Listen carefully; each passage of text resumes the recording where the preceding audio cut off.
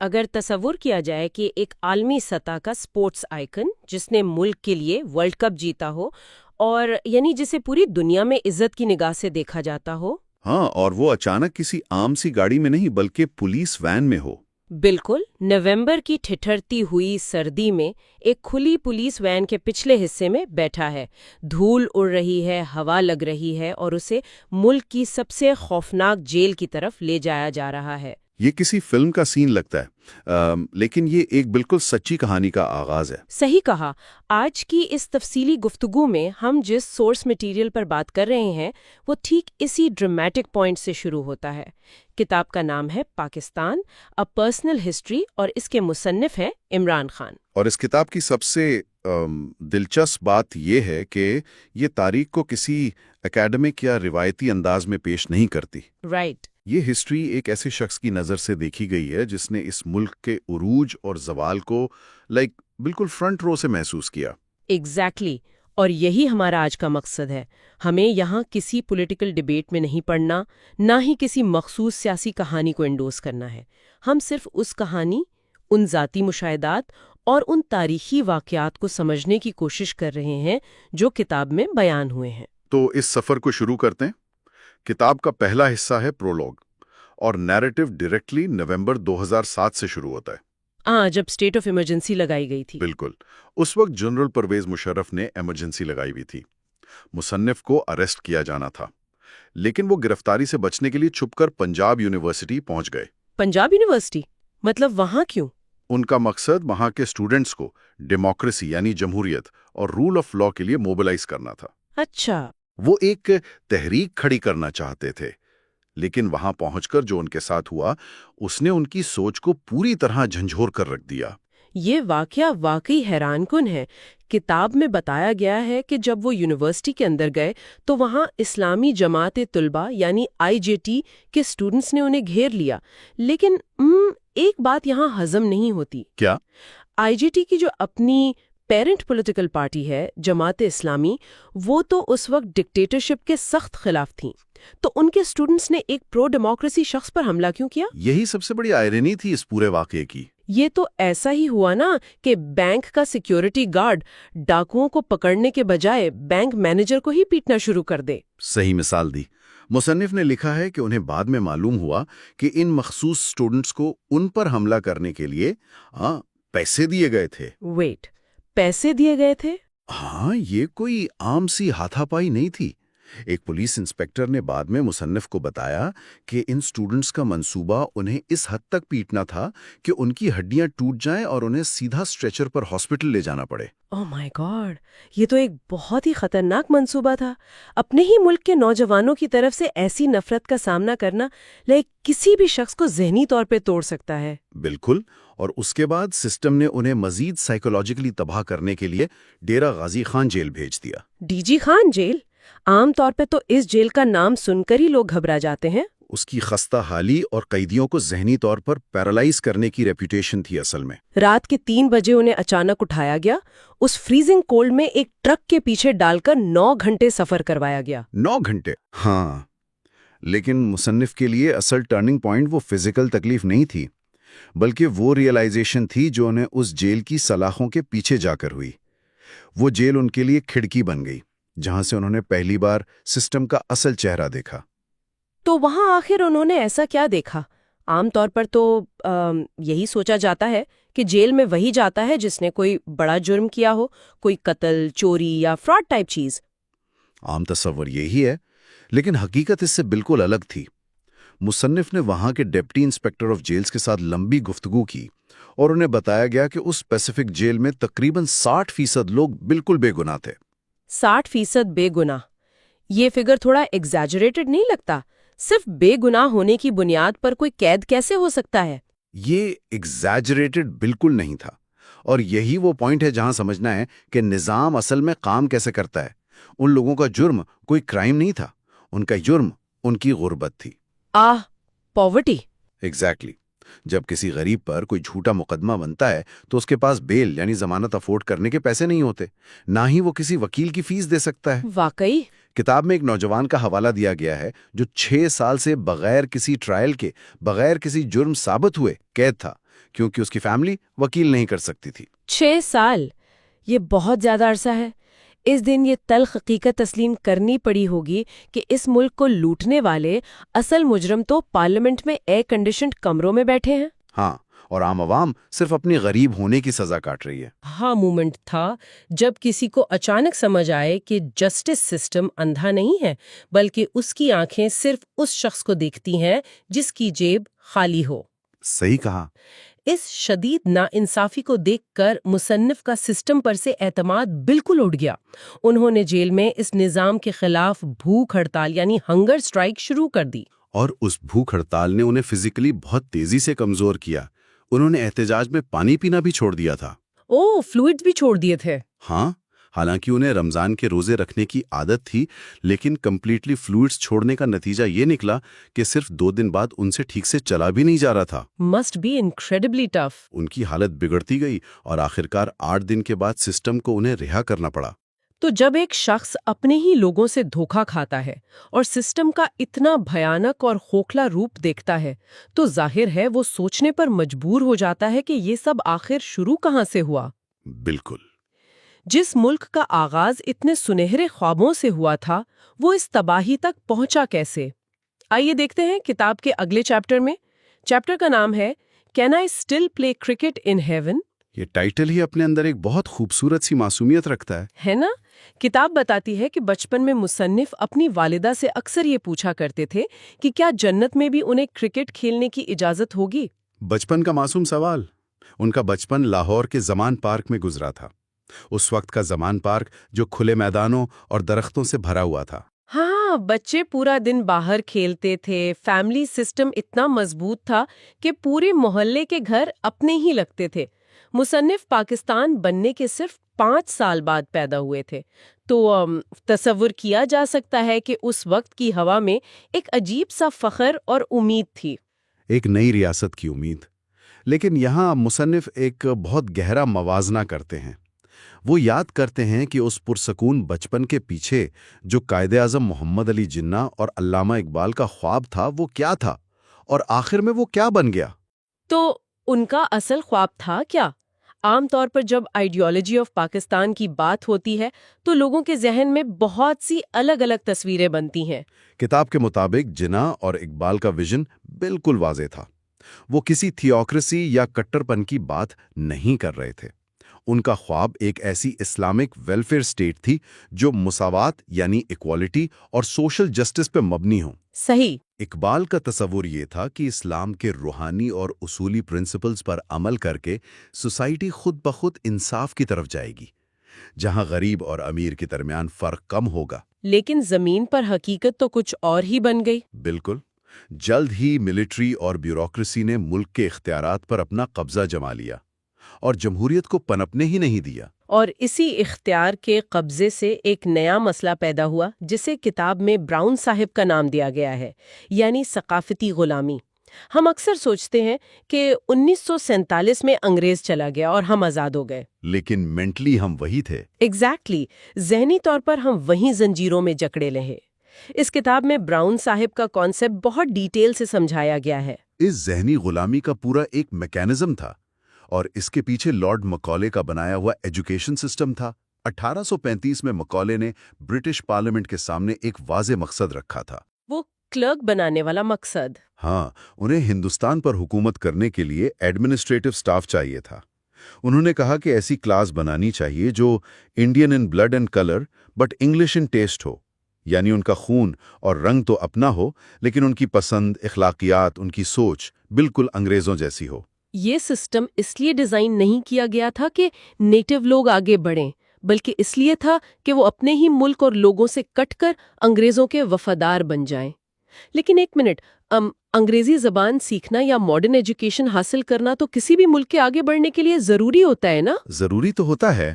تو اس میں اتنا بڑا مسئلہ کیا تھا؟ ایچسن کالج کی مثال لے لیجئے، مصنف خود وہاں پڑھے تھے، وہ تو ایک ٹاپ ٹیئر انسٹیٹیوٹ ہے۔ مسئلہ زبان سیکھنے میں نہیں تھا، مسئلہ اس زبان کو اذیت اور گیٹ کیپنگ کا ٹول بنانے میں تھا۔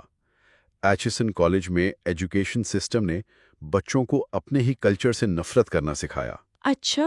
مصنف نے لکھا ہے کہ اس ایلیٹ ماحول میں اگر کوئی بچہ اسکول میں اردو بولتا تھا تو اس پہ فائن لگایا جاتا تھا۔ ویٹ، اردو بولنے پر فائن؟ جی ہاں، اپنی ہی قومی زبان بولنے پر سزا ملتی تھی۔ اس نے ایک ایسا انفیریورٹی کمپلیکس پیدا کیا کہ بچے اپنی تاریخ اور لباس کو بیکورڈ سمجھنے لگیں۔ یہ تصور ہی کتنا عجیب ہے کہ اپنے گھر کی چابیاں خود باہر والے کو دے دی جائیں اور پھر اس کے دروازے پر دستک دے کر اندر آنے کی بھیک مانگی جائے۔ بہت عجیب تھا۔ سوسائٹی میں اوپر جانے کا اور سکسیس کا ایک ہی راستہ بنا دیا گیا تھا کہ آپ انگریزوں کی کتنی بہتر نقل کر سکتے ہیں۔ جب مصنف 16 سال کی عمر میں لاہور کی کرکٹ ٹیم میں کھیلے تو انہوں نے خود اس کلاس ڈیوائیڈ کو محسوس کیا۔ وہ کیسے؟ ان کا اپنے ٹیم میٹس کے ساتھ ایک لمبا کمیونیکیشن گیپ تھا، کیونکہ باقی زیادہ تر لڑکے اردو میڈیم بیک گراؤنڈ سے آئے تھے۔ یہ صرف زبان کا فرق نہیں تھا، یہ دو مختلف دنیائیں تھیں جو ایک دوسرے کو سمجھ نہیں پا رہی تھیں۔ اور اسی کلچرل ڈیوائیڈ نے آگے چل کر ملک کی سیاست میں بھی زہر گھول دیا۔ ملک صرف کلاسز میں ہی نہیں بلکہ جیوگرافکلی طور پر بھی ٹوٹنے کے دہانے پر پہنچ چکا تھا۔ 1971 کا سال ایک ایسی ہیبت ناک حقیقت بن کر سامنے آیا جس نے سب کچھ تباہ کر دیا۔ یعنی ایسٹ پاکستان کا الگ ہونا۔ بالکل۔ یہ وہ دور تھا جس نے مصنف کی آنکھیں ہمیشہ کے لیے کھول دی۔ 1971 کی جنگ سے ٹھیک پہلے مصنف وہاں کرکٹ کھیلنے گئے تھے، اور عام طور پر یہی سمجھا جاتا ہے کہ ایسٹ پاکستان کا الگ ہونا اچانک ہوا یا وہاں کے لوگوں میں غصہ راتوں رات پیدا ہو گیا۔ لیکن ایسا تھا نہیں۔ ہاں، جب مصنف وہاں تھے انہوں نے جو شدید غصہ اور نفرت محسوس کی وہ ان کے لیے کسی جھٹکے سے کم نہیں تھا۔ سب سے بڑا جھٹکا یہ تھا کہ ویسٹ پاکستان میں بیٹھے کسی بھی شخص کو زمین کی حقیقت کا اندازہ ہی نہیں تھا۔ میڈیا پر مکمل پابندی تھی، ٹوٹل سینسرشپ۔ واو۔ مصنف کا مقابلہ ایک بنگالی ٹیم سے تھا جس کے کیپٹن اشرف الحق تھے۔ اشرف نے انہیں پرائیویٹ میں بتایا کہ وہاں کے لوگ اس سسٹم سے کس حد تک تنگ آ چکے ہیں اور وہ کسی بھی قیمت پر آزادی چاہتے ہیں۔ یہ واقعی کسی بھی نوجوان کے لیے شدید صدمہ ہوتا ہے جب اسے احساس ہو کہ جو اسٹیٹ میڈیا جو خبریں اسے دن رات دکھائی جا رہی ہیں وہ سراسر جھوٹ ہیں۔ کتاب میں ایک بہت چبھنے والا واقعہ مینشن ہے۔ کون سا واقعہ؟ ڈھاکہ فال یعنی سرنڈر سے صرف 24 گھنٹے پہلے پاکستان آرمی کے جنرل نیازی نے بی بی سی پر انٹرویو دیتے ہوئے نہایت فخر سے دعویٰ کیا تھا کہ ہم آخری آدمی اور آخری گولی تک لڑیں گے۔ اور اگلے ہی دن؟ ہاں، صرف 24 گھنٹے بعد 90,000 سپاہیوں کے ساتھ ہتھیار ڈال دیے گئے۔ اس سرنڈر اور میسیکرز کی خبروں نے مصنف کے ذہن میں اسٹیٹ نیریٹو کے حوالے سے ہمیشہ کے لیے ایک شک پیدا کر دیا۔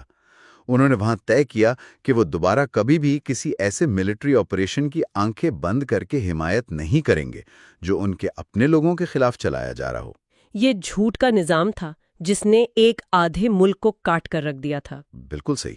ایک طرف ملک کا ٹوٹنا، ریاست پر سے اعتماد ختم ہونا، اور دوسری طرف اس افراتفری کے فوراً بعد مصنف اپنی ہائر ایجوکیشن کے لیے باہر چلے جاتے ہیں، آکسفورڈ یونیورسٹی۔ ایک ٹوٹلی ڈفرنٹ دنیا۔ ہاں، اب ذرا تصور کریں اس کنٹراسٹ کا۔ ایک طرف لاہور کا زمان پاک جہاں ایک فیملی اورینٹڈ، روایتی اور پرسکون ماحول تھا، اور دوسری طرف 1970s کی برٹش سوسائٹی۔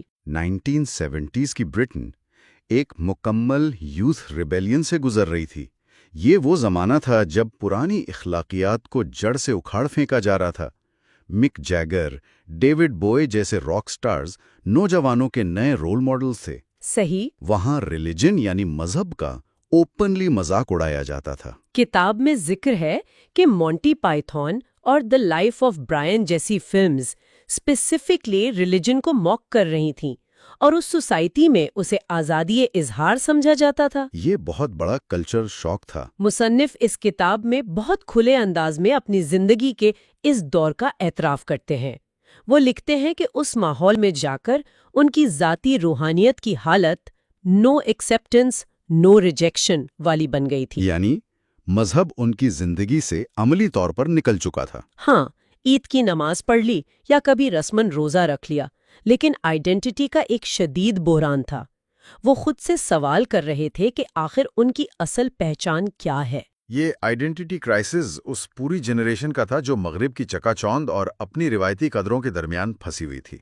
لیکن انٹرسٹنگ بات یہ ہے کہ اس مغربی ماحول میں ہی کچھ ایسے واقعات ہوئے جنہوں نے انہیں دوبارہ انصاف اور اصولوں کی طرف متوجہ کیا۔ اچھا، ایسا کیا ہوا تھا؟ مثلاً کیری پیکر کی ورلڈ سیریز کے دوران پرائز منی کا انسیڈنٹ۔ او ہاں، وہ بہت دلچسپ قصہ ہے۔ ٹیم میٹنگ میں کیا چل رہا تھا اس وقت؟ ٹیم میٹنگ میں کھلاڑی اس بات پر بحث کر رہے تھے کہ جو انعامی رقم ملی ہے وہ صرف ان 12 کھلاڑیوں میں تقسیم ہونی چاہیے جو وہاں فزیکلی موجود ہیں، اور اسکواڈ کے باقی 6 کھلاڑیوں کو بالکل حصہ نہ دیا جائے۔ یہ تو ایک پیور لالچ کا فیصلہ لگ رہا ہے۔ بالکل، لیکن اس میٹنگ میں English wicket keeper Alan Knott نے اس گریڈی اپروچ کو سختی سے کنڈیم کیا۔ انہوں نے کہا کہ یہ ناانصافی ہے۔ صحیح کیا۔ اس ایک شخص کی مورل اتھارٹی اور انصاف پسندی نے باقی سب کھلاڑیوں کو شرمندہ کر دیا۔ یہ چھوٹا سا انسیڈنٹ مصنف کو یہ سوچنے پر مجبور کرتا ہے کہ اصول اور انصاف کسی مخصوص لباس یا مذہبی رسومات کے محتاج نہیں ہوتے۔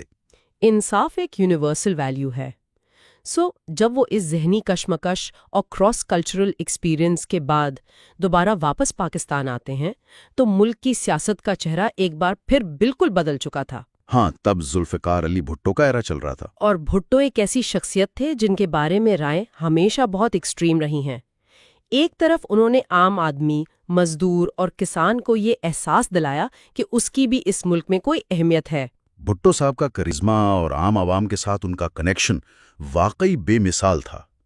انہوں نے لوگوں کو ایک سیلف اسٹیم دی جو پہلے نہیں تھی۔ واقعی جب انہوں نے یونائیٹڈ نیشن سیکیورٹی کونسل میں کشمیر کے مسئلے پر وہ جذباتی تقریر کی تھی تو ملک کے ہر شخص کا فخر سے سر اونچا ہو گیا تھا۔ لیکن مصنف کے تجزیے کے مطابق اس جادو بیانی کے پیچھے ایک بہت بڑا فیٹل فلا چھپا ہوا تھا۔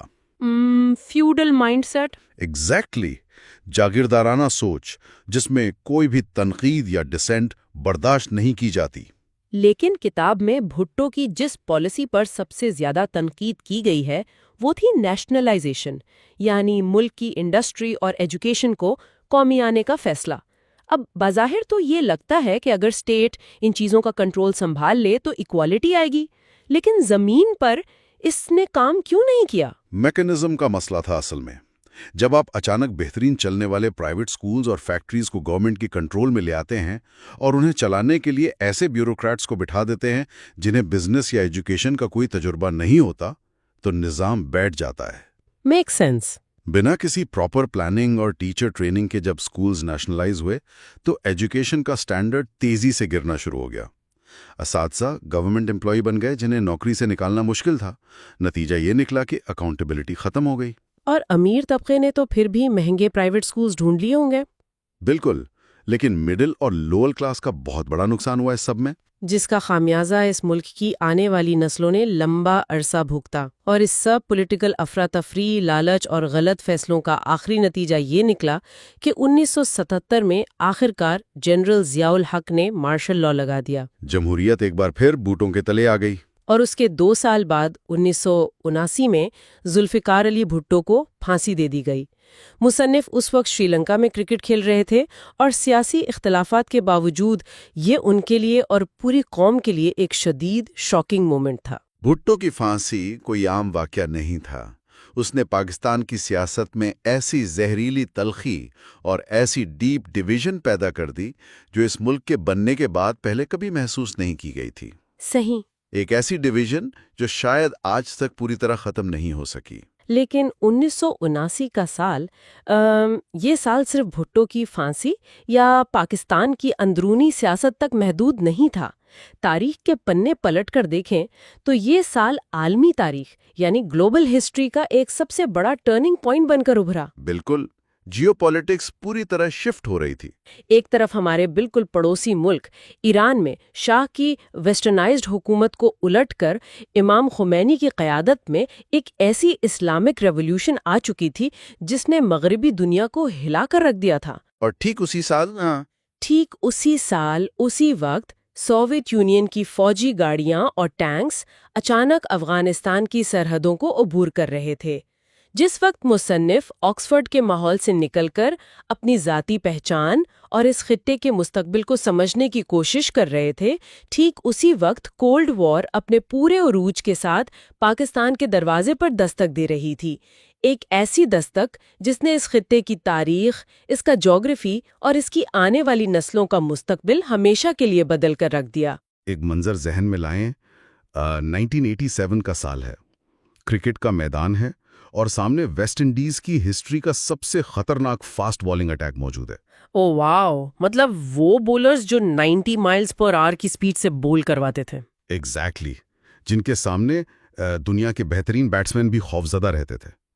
اور اس سب کے سامنے بیٹنگ کرنے کے لیے کون اترتا ہے؟ کوئی پروفیشنل کرکٹر تو بالکل نہیں ہوگا۔ صحیح پکڑا، کوئی پروفیشنل نہیں، بلکہ اس وقت کے chief minister Punjab Nawaz Sharif. Wait, کیا نواز شریف کرکٹ گراؤنڈ میں؟ ہاں، صرف ایک فلاپی ہیٹ پہنے ہوئے، کرکٹ وائٹس میں ملبوس، بنا کسی پروفیشنل ٹریننگ یا اسکف کے وہ as an opening batsman ground میں چلے آتے ہیں۔ یہ تو کسی کامیڈی فلم کا سین لگ رہا ہے۔ لگتا تو ہے، پر پہلی بال انہیں سمجھ آنے سے پہلے ہی وکٹ کیپر کے گلوز میں ہوتی ہیں اور دوسری بال پر ان کی وکٹس اڑ جاتی ہیں۔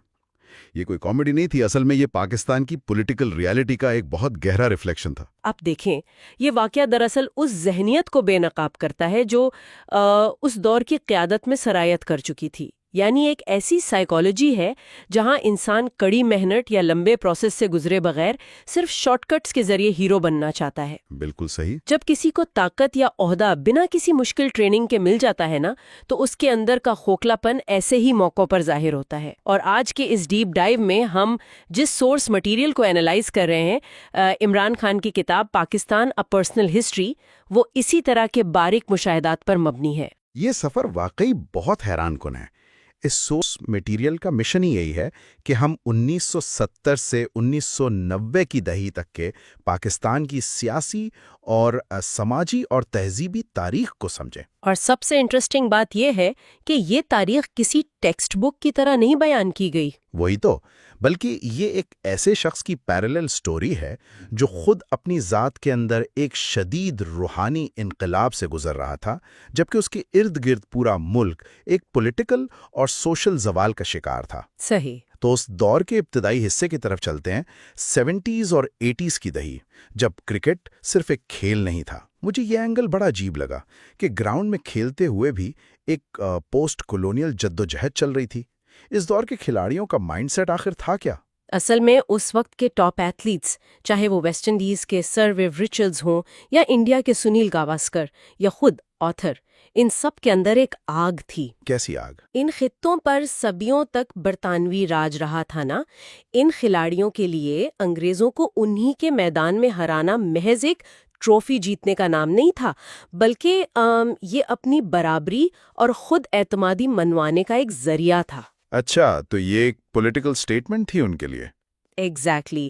سورس مٹیریل واضح کرتا ہے کہ آتھر کے مطابق جینیس ہونے کی تعریف ہی یہی ہے کہ انسان اپنے کام میں جنون کی حد تک مگن ہو جائے، اور وہ جنون اتنا شدید تھا کہ ملک میں ضیاء الحق کا مارشل لا لگ چکا تھا، جمہوری ادارے تباہ ہو رہے تھے، لیکن ان کا سارا فوکس صرف انگلش ٹیمز کو شکست دینے پر تھا۔ لیکن گراؤنڈ کے باہر کی دنیا تو تیزی سے تبدیل ہو رہی تھی نا۔ 1979 کا سال گلوبل پالیٹکس میں ایک بھونچال لے کر آیا۔ ہاں، ایران میں انقلاب آتا ہے۔ بالکل۔ آتھر نے اپنی کتاب میں 1974 کے ایک دورے کا ذکر کیا ہے جہاں انہوں نے تہران کی سڑکوں پر عورتوں کو منی اسکرٹس میں دیکھا اور وہاں کے عام طبقے کی آنکھوں میں اس فورسڈ ویسٹرنائزیشن کے خلاف شدید غصہ محسوس کیا۔ وہ ڈسکنیکٹ بہت واضح تھا۔ آخر وہاں ایسا کیا ہو رہا تھا جس نے اتنے بڑے ریولوشن کو جنم دیا؟ میں بتاتی ہوں۔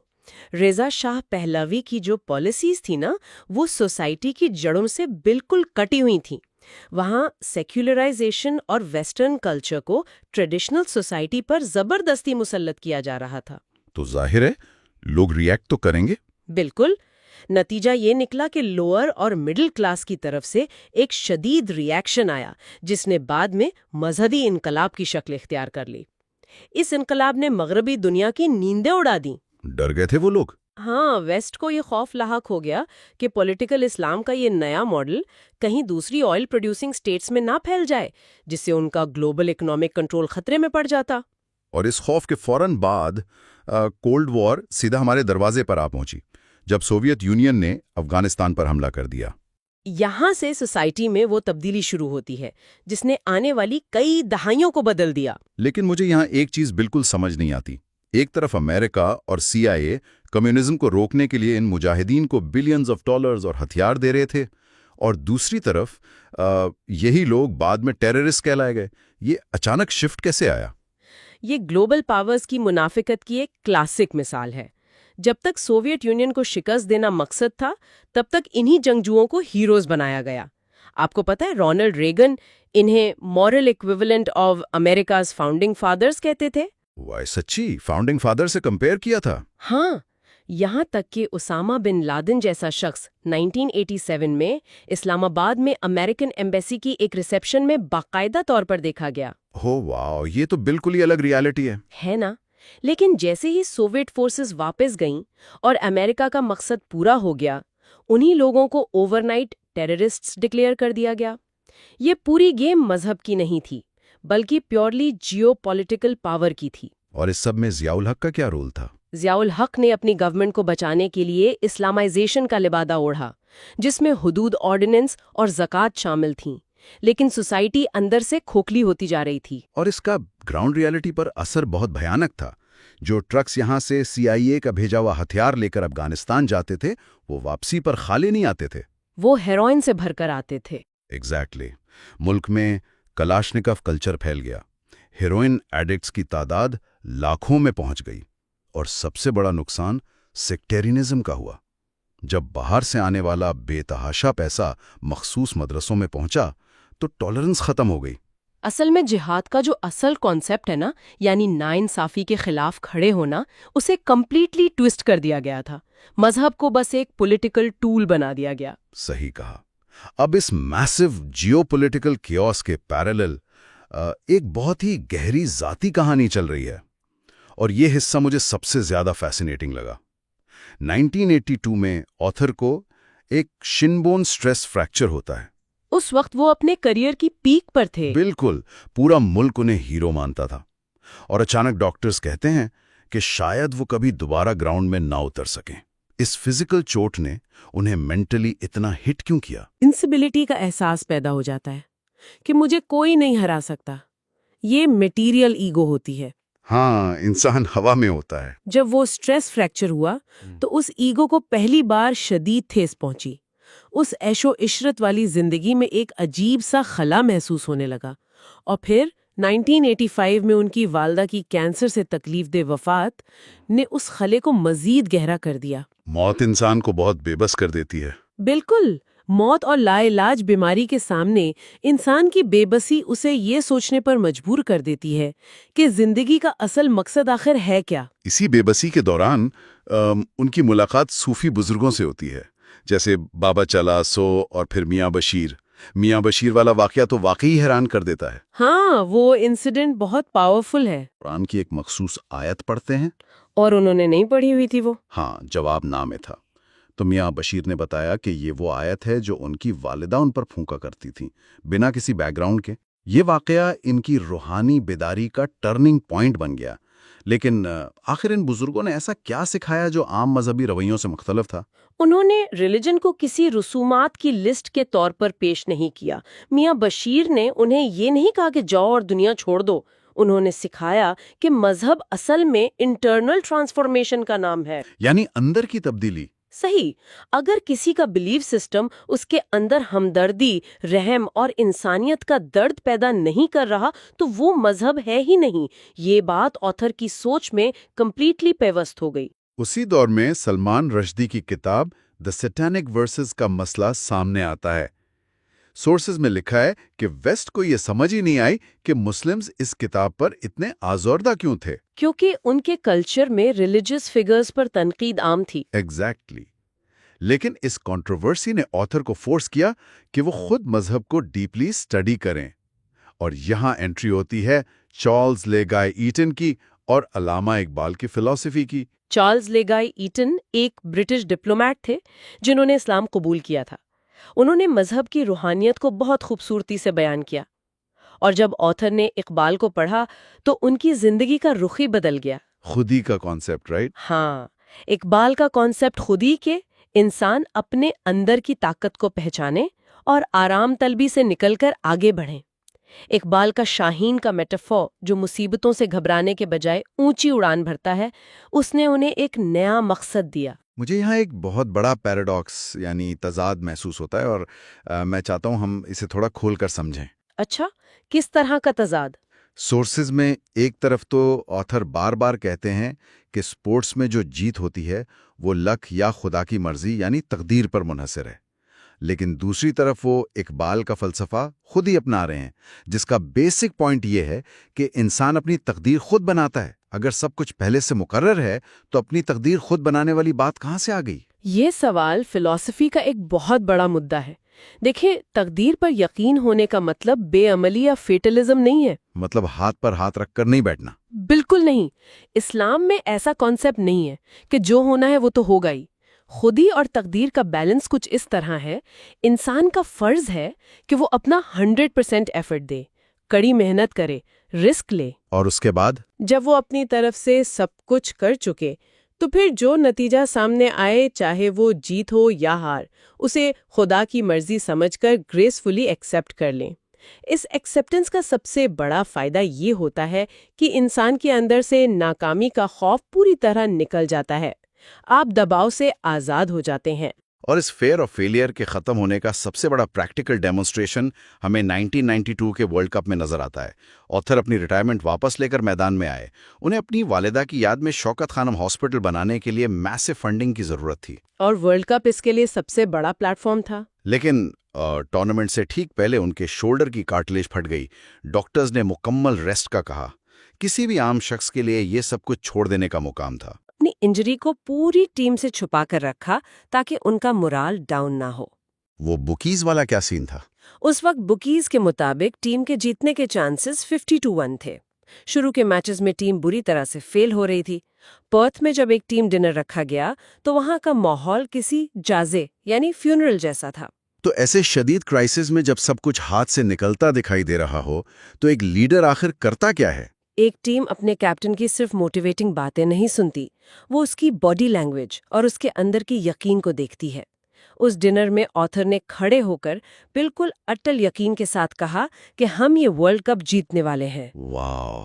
جبکہ حالات بالکل برعکس تھے۔ ہاں، انسان جب فیلئر کے کانسیکوینسز کو بالکل نظر انداز کر دے اور اس بات سے بے پرواہ ہو جائے کہ لوگ کیا کہیں گے، تو اس کے اندر ایک ایسی توانائی پیدا ہوتی ہے جو دوسروں میں بھی ٹرانسفر ہوتی ہے۔ یہ فیئرلیس لیڈرشپ انہی روحانی تجربات کا نتیجہ تھی۔ لیکن ورلڈ کپ جیتنے کے بعد جب وہی ٹیم واپس آتی ہے تو ایک بڑا ہی ڈسٹربنگ واقعہ پیش آتا ہے۔ شالیمار گارڈن لاہور میں ہاسپٹل کے لیے فنڈ ریزنگ کی تقریب رکھی گئی۔ ہاں، یہ انسیڈنٹ بہت سیڈ تھا۔ کچھ کھلاڑیوں نے اس ڈر سے اس فنکشن کا بائیکاٹ کر دیا کہ کہیں ورلڈ کپ کی انعامی رقم ہاسپٹل کی فنڈنگ میں نہ مانگ لی جائے۔ میں سوچتا ہوں کہ جس شخص نے ان کھلاڑیوں کو زیرو سے ہیرو بنایا، اس پر اس وقت کیا گزری ہوگی۔ یہ ان کے لیے ایک بہت بڑا ریالٹی چیک تھا۔ اس واقعے نے انہیں اس بات کا احساس دلایا کہ سوسائٹی کے اندر گریڈ اور مٹیریلزم کس حد تک سرایت کر چکا ہے۔ جن لوگوں کو انہوں نے خود ٹرین کیا، وہی تھوڑے سے پیسوں کے لالچ میں پیچھے ہٹ گئے۔ انسان کی اسی خود غرض ذہنیت نے ان کا کرکٹ سے تعلق ہمیشہ کے لیے توڑ دیا، اور یہاں سے ان کا پورا فوکس فلانتھرپی یعنی ہاسپٹل کی تعمیر پر چلا گیا۔ اور وہیں سے اصلی مسئلے شروع ہوئے۔ ایگزیکٹلی جب وہ اس پبلک پروجیکٹ کے سلسلے میں بیوروکریٹک کوریڈورز اور پولیٹیشنز کے پاس گئے تو انہیں ملکی نظام کی کھوکھلی حقیقت سمجھ آئی، اور یہیں سے ان کا اور اس وقت کے سیاسی نظام کا ڈائریکٹ تصادم شروع ہوتا ہے۔ اب یہاں ہم ضیاء الحق کے بعد کے ڈیموکریٹک دور پر بات کریں گے، خاص طور پر بے نظیر بھٹو اور نواز شریف کے ادوار۔ لیکن ضروری ہے کہ ہم اس بات کو واضح کر دیں کہ ان سورسز میں جو سیاسی تجزیہ پیش کیا گیا ہے وہ پیورلی اس دور کے سسٹم کا ایک کرٹیکل مشاہدہ ہے۔ ہمارا مقصد کسی کی حمایت یا مخالفت نہیں ہے۔ بالکل، ہم صرف اس وقت کے انسٹیٹیوشنل ڈکے کو انہی لینسز سے سمجھ رہے ہیں جو کتاب میں دیے گئے ہیں۔ آتھر کا اصل صدمہ یہ تھا کہ جب ڈکٹیٹرشپ ختم ہوئی اور ڈیموکریسی آئی تو چیزیں ٹھیک ہونے کی بجائے مزید تباہ ہونا شروع ہو گئیں۔ مثال کے طور پر سورسز میں جنجو کا ذکر ہے کہ وہ ایک ڈیسنٹ پرائم منسٹر تھے جو ملک میں سادہ روی لانا چاہتے تھے، سوزوکی کار استعمال کرتے تھے، لیکن انہیں پاور سے ہٹا دیا گیا۔ اور اس کے بعد بے نظیر بھٹو کا دور آتا ہے۔ کتاب بتاتی ہے کہ ان کا رویہ ایک جمہوری لیڈر جیسا تھا ہی نہیں، بلکہ ان کا مزاج شاہانہ تھا۔ آکسفورڈ کے دنوں کی مثال دی گئی ہے کہ وہ اس وقت بھی پاکستانی ایمبیسڈرز کو اپنے سرونٹس کی طرح ٹریٹ کرتی تھی۔ اور جب آتھر ہاسپٹل جیسے پوری طرح چیریٹیبل پروجیکٹ کے لیے مدد مانگنے گئے تو آصف علی زرداری نے ان کے دوست طارق شافی سے مدد کے بدلے میں ان کی فیکٹری کے اندر 20% شیئر کا مطالبہ کر دیا۔ صرف کلیئرنس دینے کے لیے؟ ہاں، یہ مسٹر 10% والا کلچر اصل میں انسٹیٹیوشنز کو کمپلیٹلی اپنی ذاتی جاگیر سمجھنے کی مینٹالٹی تھی۔ ایک لیڈر کے طور پر اگر آپ پبلک سروس میں پرائیویٹ مفاد ڈھونڈ رہے ہیں تو عوام کا کیا بنے گا؟ دوسری طرف ہم نواز شریف کے پولیٹیکل ماڈل کو دیکھتے ہیں جسے ضیاء الحق نے لانچ کیا تھا تاکہ اپنا ایک سویلین کاؤنٹر ویٹ کھڑا کر سکیں۔ ان سورسز کو پڑھ کر مجھے اچانک ایک عجیب سا خیال آیا۔ اچھا، کیا خیال آیا؟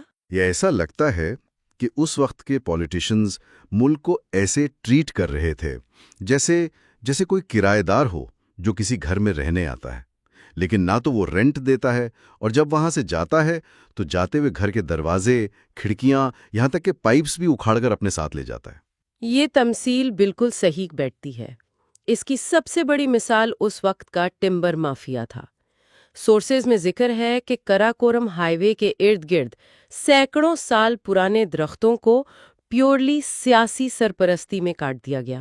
یعنی انہیں ملک کے فیوچر کی کوئی پرواہ نہیں تھی۔ کیونکہ ان کے ذہنوں میں پاکستان کا فیوچر ان کا اپنا فیوچر نہیں تھا۔ ان کا پیسہ فورن بینکس میں تھا، بچے باہر پڑھتے تھے۔ پنجاب اور سندھ دونوں میں پولیس فورسز اور سول بیوروکریسی کو کمپلیٹلی تباہ کر دیا گیا۔ بھرتیاں میرٹ پر نہیں، پارٹی وفاداری پر ہونے لگی۔ یہ وہ چنگا منگا پالیٹکس تھی نا جہاں پارلیمنٹیرینز کو ریسٹ ہاؤسز میں لاک کر کے خریدا اور بیچا جاتا تھا۔ ڈائناسٹک پالیٹکس نے اس سسٹم کو ایسا بلاک کر دیا تھا کہ کوئی نیا یا قابل فرد آگے آ ہی نہیں سکتا تھا۔ اور اسی چیز نے سوسائٹی میں ایسی فرسٹریشن بھر دی جو آج تک ہم بھگت رہے ہیں۔ جب میرٹ کو سسٹمیٹکلی تباہ کیا جاتا ہے تو سوسائٹی ایک سیمی انارکی کا شکار ہو جاتی ہے۔ ان پولیٹیشنز نے اپنی پاور کو صرف ویلتھ جنریشن کا ٹول سمجھ لیا تھا۔ اور جب ایک فرد جس نے اپنی ساری زندگی میرٹ اور ٹف کمپٹیشن کے ذریعے نام کمایا ہو، اس کے لیے ایسا سسٹم قبول کرنا ناممکن ہو جاتا ہے۔ ان کا پالیٹکس میں آنا اس کمپلیٹ فرسٹریشن کا نتیجہ تھا۔ صحیح کہا۔ تو اس سب سے اگر ہم پیچھے ہٹ کر ایک مکمل تصویر دیکھیں تو اس ڈیپ ڈائیو کا مقصد کیا نکلتا ہے؟ یہ محض ایک کھلاڑی کی کتاب یا میموائرز نہیں ہے۔ یہ دراصل ایک بلو پرنٹ ہے کہ کس طرح کسی بھی سوسائٹی میں بڑی تبدیلی لانے کے لیے اس کے رہنماؤں کو اندرونی طور پر ایک روحانی اور ذہنی سفر سے گزرنا پڑتا ہے۔ جب تک انسان اپنی عیش و عشرت کو ترک نہیں کرتا، اپنے ذاتی مفاد کو ختم نہیں کرتا، تب تک کسی بڑے سماجی مقصد کا حصول ناممکن ہے۔ اور اس کتاب کا سب سے مرکزی سبق یہی ہے کہ بڑی کامیابی ہمیشہ آپ کے خوف کے اس پار ہوتی ہے۔ ایک ایسی فلاحی ریاست کی بنیاد اسی وقت رکھی جا سکتی ہے جب اس کی قیادت کرنے والا فرد ناکامی کے ڈر سے آزاد ہو، چاہے وہ کرکٹ پچ پر خطرناک بالرز کا سامنا کرنا ہو، بغیر پیسے کے ہاسپٹل بنانا ہو، یا کھوکھلے پولیٹیکل سسٹم کو چیلنج کرنا ہو۔ ڈر کا نہ ہونا ہی سب کچھ ہے۔ آج کے اس سفر کو ختم کرتے ہوئے میں چاہتا ہوں کہ ہم سب اس ایک انتہائی اہم بات پر غور کریں، ایک ایسی بات جو شاید آپ کو تھوڑا بے چین کر دے۔ وہ کیا؟ اگر صرف ایک کرکٹ کے میدان میں ایک گیم کو جیتنے کے لیے کڑی محنت، 100% میرٹ، فزیکلی اور مینٹلی فٹ ہونا اور سب سے بڑھ کر ناکامی کے خوف کو توڑنا اتنا لازمی ہے، تو کیا ایک پوری قوم، کروڑوں کی آبادی والے ملک کی قیادت ان لوگوں کے حوالے کی جا سکتی ہے جنہوں نے اپنی پوری زندگی میں کبھی کوئی حقیقی زمینی اور مشکل مقابلہ ہی نہ کیا ہو؟ بڑا گہرا سوال ہے یہ۔ کیا ان لوگوں پر بھروسہ کیا جا سکتا ہے جو محض واقفیاتوں اور شارٹ کٹس کے ذریعے آگے آئے ہوں؟ اور سب سے بڑا سوال یہ ہے کہ کیا کسی ملک کو اپنی تمام خامیاں ٹھیک کرنے اور کمپلیٹلی نئے سرے سے اٹھنے کے لیے بالکل ایک بیڈلی انجرڈ ایتھلیٹ کی طرح زوال کی اس انتہا پر گر کر اپنا تکلیف دہ سفر شروع کرنا پڑتا ہے تاکہ وہ سچ میں بدل سکے؟ سوچیے گا ضرور۔ اینجلز ان ڈسگائز 1984 کا سال تھا۔ عمران خان لاہور کے مایو ہاسپٹل کے ویٹنگ روم میں بیٹھے تھے۔ ان کی والدہ اس وقت کینسر کے آخری سٹیجز میں تھیں۔ राइट। اور وہاں انہوں نے ایک ایسی چیز دیکھی جس نے ان کا ورلڈ ویو یعنی ان کا پورا مائنڈ سیٹ ہمیشہ کے لیے بدل دیا. اچھا، کیا ہوا تھا وہاں؟ انہوں نے دیکھا کہ ایک بوڑھا پشتون شخص اپنے بھائی کے کینسر کے علاج کے لیے وہاں کھڑا ہے. اس کے ایک ہاتھ میں دوائیوں کی پرچی تھی اور دوسرے ہاتھ میں چند میڈیسنز تھیں. ہاں، اس وقت ہاسپٹل کے حالات کافی مختلف تھے. بالکل. اب پڑھنا لکھنا تو وہ جانتا نہیں تھا، تو اس نے کاؤنٹر پر اسسٹنٹ سے پوچھا کہ باقی کی دوائیوں کا کاسٹ کیا ہوگا. جب اسسٹنٹ نے اسے فگر بتایا نا، تو اس بوڑھے آدمی کے چہرے پر ایسی شدید بے بسی تھی جو عمران نے پچھلے کچھ مہینوں سے اپنی ہی فیملی کے چہروں پر دیکھی تھی. صحیح. فرق صرف یہ تھا کہ اس شخص کے پاس پیسے بالکل نہیں تھے. وہ وہاں بیڈ نہ ملنے کی وجہ سے اپنے بھائی کو کوریڈور میں زمین پر رکھے ہوئے تھا اور خود دن بھر کنسٹرکشن سائٹ پر مزدوری کرتا تھا. اوہ واو. اور پھر وہ چپ چاپ وہاں سے چلا گیا کیونکہ اس کے پاس کوئی اور راستہ ہی تھا ہی نہیں. دیکھیں، یہ ایک واقعی دل ہلا دینے والا منظر ہے. اگر ہم اس وقت یعنی 1980s کے پاکستان میں کینسر کے علاج کا لینڈسکیپ دیکھیں تو ٹریٹمنٹ کا کانسیپٹ عام آدمی کی پہنچ سے بالکل باہر تھا. ایگزیکٹلی. ٹریٹمنٹ 6 مہینے سے لے کے 2 سال تک چل سکتی تھی. اور سب سے بڑی بات یہ تھی کہ اس دور میں پین مینجمنٹ کا یعنی درد کو کم کرنے والی دوائیوں کا تو کوئی پراپر کانسیپٹ ہی نہیں تھا پاکستان میں. ہاں، یہ تو ہے. عمران اس وقت یہ سوچنے پر مجبور ہو گئے کہ ان کے پاس تمام ریسورسز ہیں، انفلوئنس ہے، کنیکشنز ہیں، پھر بھی ان کی اپنی فیملی اس قدر ہیلپ لیس محسوس کر رہی ہے، تو اس عام اور غریب آدمی کا کیا حال ہوتا ہوگا جس کی کہیں کوئی آواز ہی نہیں ہے. یہ اصل میں ایک ٹوٹل سسٹم فیلئر کا ریئلائزیشن تھا. اور آپ دیکھیں، اسی احساس نے ان کی پوری زندگی کا رخ بدل دیا. اس سے پہلے ان کا مائنڈ سیٹ بالکل مختلف تھا. دیکھیں، اسپورٹس میں خاص طور پر ٹاپ لیول کرکٹ میں ایک کلر انسٹنکٹ ہوتی ہے. بالکل ہوتی ہے. اگر آپ اپنے اوپوننٹ کو کرش نہیں کریں گے تو وہ آپ کو کرش کر دے گا. عمران کا پہلے یہی روتھلیسنس والا مائنڈ سیٹ تھا. وہ یہاں تک سمجھتے تھے کہ غریب لوگ اپنی سستی یا جسے انگلش میں انڈولنس کہتے ہیں اس کی وجہ سے غریب ہیں. رائٹ. یہ وہی ٹپیکل لینس ہے جس سے ہماری ایلیٹ کلاس اور اکثر ویسٹرن گورنمنٹس ڈیولپنگ ورلڈ کو دیکھتی ہیں. انہیں سمجھ آئی کہ اصل مسئلہ کیا ہے. اور یہاں ہمیں اس بات کی سائیکالوجی کو تھوڑا سمجھنا چاہیے. یہ واقعہ صرف ایک سیڈ سٹوری نہیں تھا، یہ عمران کے لیے ایک میسو اہم مومنٹ تھا جس نے ان کا پورا بلیف سسٹم توڑ دیا. یعنی ان کا پرسپیکٹو کمپلیٹلی شفٹ ہو گیا. بالکل. انہیں احساس ہوا کہ پاورٹی یعنی غربت کوئی پرسنل فیلئر یا کام چوری نہیں ہے، یہ اپرچونٹی کا نہ ہونا ہے. یہ ایک پورے سسٹم کا اسٹرکچرل فیلئر ہے. صحیح بات ہے. جب ایک شخص کنسٹرکشن سائٹ پر دن بھر مزدوری کر رہا ہے اور پھر بھی اپنے بھائی کی دوائی نہیں خرید سکتا تو آپ اسے لیزی تو نہیں کہہ سکتے نا. یہاں سے ایک ایسی جرنی شروع ہوئی جس نے نہ صرف ان کے اپنے پریجوڈسز کو ختم کیا بلکہ انہیں عام پاکستانی لوگوں کے ٹرو پوٹینشل سے ملوایا.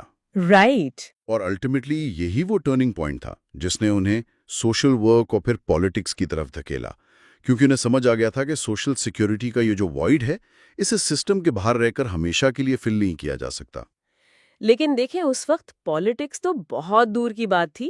پہلا سٹیپ تھا ہاسپٹل بنانا، اور وہ آسان تو بالکل نہیں تھا. ہم سب کی زندگی میں ایسے مومنٹس آتے ہیں جب ہمیں لگتا ہے کہ ہمارا آئیڈیا بہت اچھا ہے لیکن ایکسپرٹس ہمیں کہتے ہیں کہ یہ میتھمیٹکلی امپاسبل ہے. ہاں، ایکسپرٹس ہمیشہ پریکٹیکلٹی دیکھتے ہیں. بالکل. جب عمران نے اس پروجیکٹ پہ کام شروع کیا تو شروع میں لاہور کے 20 ٹاپ ڈاکٹرز کی میٹنگ بلائی گئی تاکہ بورڈ کو گائیڈ کیا جا سکے. آپ حیران ہوں گے، ان میں سے 19 ڈاکٹرز نے کلیئرلی کہہ دیا کہ پاکستان میں فری کینسر ہاسپٹل بنانا ٹوٹلی امپاسبل ہے. واو، 19 ڈاکٹرز نے؟ ہاں. 1999 میں وہ اندر سے بالکل ڈی مورلائز ہو گئے تھے. ان کے اپنے کزن جاوید برکی نے مشورہ دیا کہ بس اپنی والدہ کے نام پر ایک چھوٹی سی ڈسپینسری بنا لو اور یہ بڑا ہاسپٹل کا آئیڈیا چھوڑ دو. صحیح. حتیٰ کہ بہنوں نے تک کہہ دیا کہ پروجیکٹ ڈراپ کر دو ورنہ کرکٹ سے جو کریڈیبلٹی ملی ہے وہ بھی ختم ہو جائے گی اور لوگ تمہیں فراڈ سمجھیں گے. دیکھیں، یہ جو ریاکشن تھا نا، یہ ایکسپرٹس اور ٹیکنوکریٹس کا ایک بالکل ٹپیکل رسپانس ہوتا ہے. اب ٹیکنوکریٹس کیا ہوتے ہیں؟ یہ وہ لوگ ہوتے ہیں جو صرف نمبرز، فائلز، پریسیڈنٹ اور سٹیٹس کے ذریعے دنیا کو دیکھتے ہیں. رائٹ. ان کا فوکس ڈیٹا پر ہوتا ہے. ایگزیکٹلی. ان کا کام ہی رسکس کو ہائی لائٹ کرنا ہوتا ہے. ان کے نمبرز اور پاس ڈیٹا ایسی کسی چیز کو سپورٹ نہیں کرتے تھے. انہوں نے اپنی جگہ ٹھیک انالیسس کیا تھا کہ ایک ڈیولپنگ کنٹری میں جہاں بیسک ہیلتھ فیسلٹیز نہیں ہیں وہاں ایک state of the art free cancer hospital چلانا فائنینشلی انسسٹینیبل ہے۔ ہاں، لاجیکلی تو ان کی بات ٹھیک لگ رہی تھی۔ بالکل، لیکن یہاں فرق آتا ہے ایک ٹیکنوکریٹ اور ایک ویژنری میں۔ ویژنریز ہمیشہ ڈریمرز ہوتے ہیں، ان کی ڈرائیو نمبرز یا ایکسل شیٹ سے نہیں بلکہ پیشن اور ایک گہرے آئیڈیلزم سے آتی ہے۔ انہیں اس بات سے فرق نہیں پڑتا کہ پہلے کیا ہو چکا ہے، وہ یہ دیکھتے ہیں کہ آگے کیا ہو سکتا ہے۔ بہت خوب کہا آپ نے۔ اور پھر 1988 میں ایک بڑا ٹرننگ پوائنٹ آیا۔ عمران ایک کرکٹ ٹورنامنٹ کے سلسلے میں دبئی میں تھے، جہاں ان کے ایک کزن نے فنڈ ریزنگ ڈنر آرگنائز کیا۔ اچھا، وہاں سے کیا رسپانس آیا؟ اس ڈنر سے اچانک $20,000 جمع ہو گئے۔ اب یہ ایک پوائنٹ آف نو ریٹرن تھا، کیونکہ اب تک تو بس باتیں تھیں، لیکن اب عام لوگوں کے پیسے اس پروجیکٹ میں انوالو ہو چکے تھے۔ آپ پیچھے نہیں ہٹ سکتے تھے۔ صحیح بات ہے، اکاؤنٹیبلٹی آ گئی تھی۔ بالکل۔ اور پھر اسی دوران انٹری ہوتی ہے ڈاکٹر نوشروان برکی۔ انہوں نے آتے ہی پوری میڈیکل اور ٹیکنیکل سائٹ سنبھال لی۔ دیکھیں، ڈاکٹر برکی کی انٹری اس پروجیکٹ کی سکسیس کے لیے ایبسولوٹ کریٹیکل تھی، کیونکہ ایک سکسیسفل انسٹیٹیوشن بنانے کے لیے آپ کو دونوں ایلیمنٹس چاہیے ہوتے ہیں۔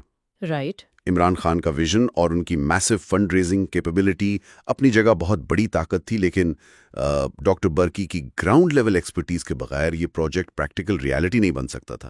یعنی دونوں کا کمبینیشن ضروری تھا۔ ایگزیکٹلی، یہ ویسے ہی ہے جیسے آپ کے پاس ایک کار کا بہت زبردست انجن ہو لیکن سٹیئرنگ ویل اور ٹائرز نہ ہو۔ ڈاکٹر برکی نے کنٹکی میں بیٹھ کر آرکیٹیکٹ سلیکٹ کیے، اکوپمنٹ سیکیور کیا اور میڈیکل سٹاف ہائر کیا۔ صحیح۔ جب ایک ویژنری کا پیشن اور ایک ٹیکنوکریٹ کی ٹیکنیکل ایکسپرٹیز ملتے ہیں تبھی آپ امپاسبل کو پاسبل بناتے ہیں۔ لیکن مسئلے یہاں ختم نہیں ہوئے، بلکہ اصل چیلنج اب شروع ہونے تھے۔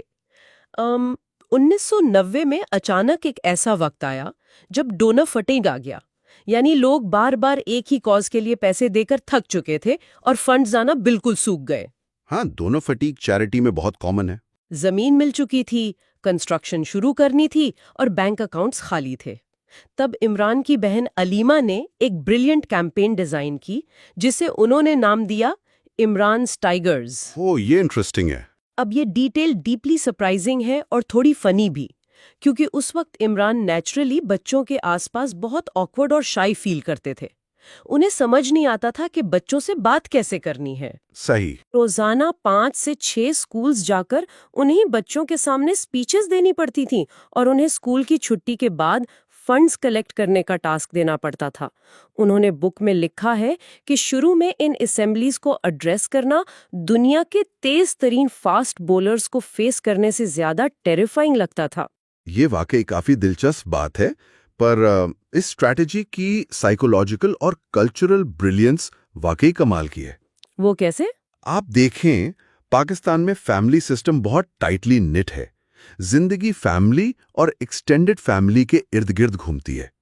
جب ایک بڑا انسان آپ سے پیسے مانگتا ہے تو آپ 10 سوال کرتے ہیں، آپ سینیکل ہو جاتے ہیں۔ ہاں، ہم سوچتے ہیں کہ پیسے کہاں جائیں گے۔ ایگزیکٹلی۔ لیکن جب آپ کا اپنا بچہ گھر آ کر آپ سے ضد کرتا ہے کہ اس نے کسی ڈائنگ کینسر پیشنٹ کے لیے پیسے جمع کرنے، تو آپ انکار نہیں کر سکتے۔ بچوں نے صرف اپنے پیرنٹس سے ہی نہیں بلکہ ٹریفک سگنلز پر گاڑیوں کو روک روک کر موٹرسٹ سے فنڈز جمع کیے۔ واو، یعنی گراؤنڈ لیول پر موبلائزیشن ہوئی۔ بالکل۔ اس کیمپین نے ڈونر فٹیگ کو بالکل بائی پاس کر دیا۔ اس نے نہ صرف میسو سکیل پر فنڈز جمع کیے بلکہ سب سے بڑی بات یہ ہوئی کہ پوری ایک نئی جنریشن کو اس کاز کے ساتھ ایموشنلی جوڑ دیا۔ یہ گراس روٹ موبلائزیشن کا ایک ماسٹر کلاس تھا۔ اس پورے سفر میں ایک اور انسیڈنٹ ہے جو بہت ڈیپلی ریزونیٹ کرتا ہے۔ بات ہے 1994 کی۔ ہاسپٹل آلموسٹ کمپلیٹ تھا لیکن اکوپمنٹ کے لیے ملینز آف ڈالرز چاہیے تھے۔ رائٹ، دوبارہ فنڈز چاہیے تھے۔ ہاں، فنڈز ایک بار پھر ڈرائی اپ ہو گئے تو عمران نے ایک اوپن ٹرک لیا اور 29 شہروں کے میسو ٹور پر نکل پڑے۔ قریب 6 ہفتے کا بیک بریکنگ اور ایگزاسٹنگ ٹور تھا۔ اچھا۔ اس دوران سوشو کی گھڑی نام کے گاؤں کی ایک ماسک کا واقعہ آتا ہے۔ عمران نیچرلی اس دن بہت تھک چکے تھے، ہیٹ اور ڈسٹ تھی، لیکن کچھ مقامی لوگوں کے بار بار اصرار پر انہیں گاؤں کی ان خستہ حال اوپن سورز اور کچی گلیوں میں پیدل چل کر جانا پڑا۔ صحیح۔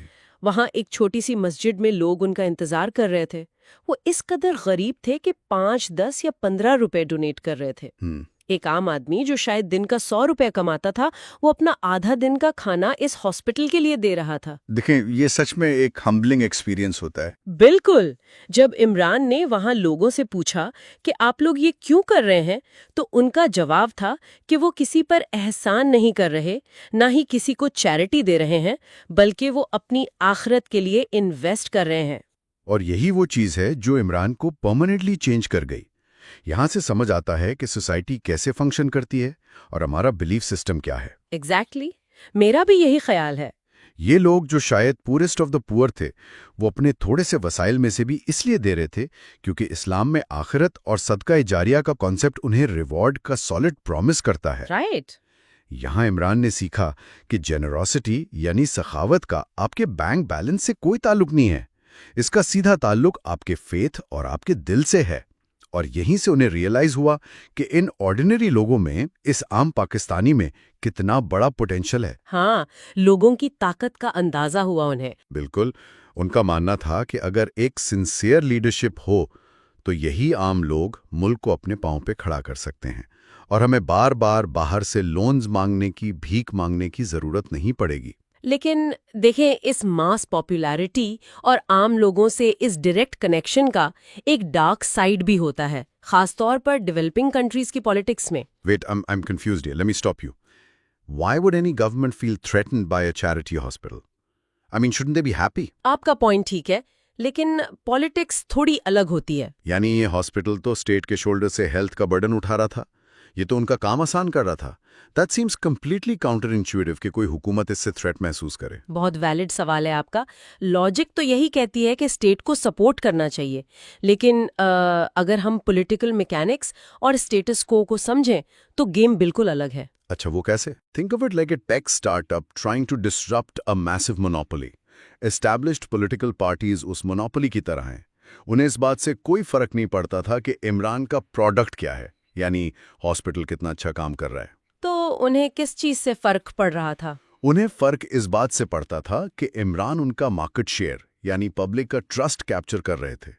جب آپ اتنی میسو اسکیل پر ملینز آف پیپل کو موبلائز کرتے ہیں بنا اسٹیٹ مشینری کے، تو آپ آٹومیٹکلی اسٹیٹ کی انکمپٹنس کو ایکسپوز کر دیتے ہیں.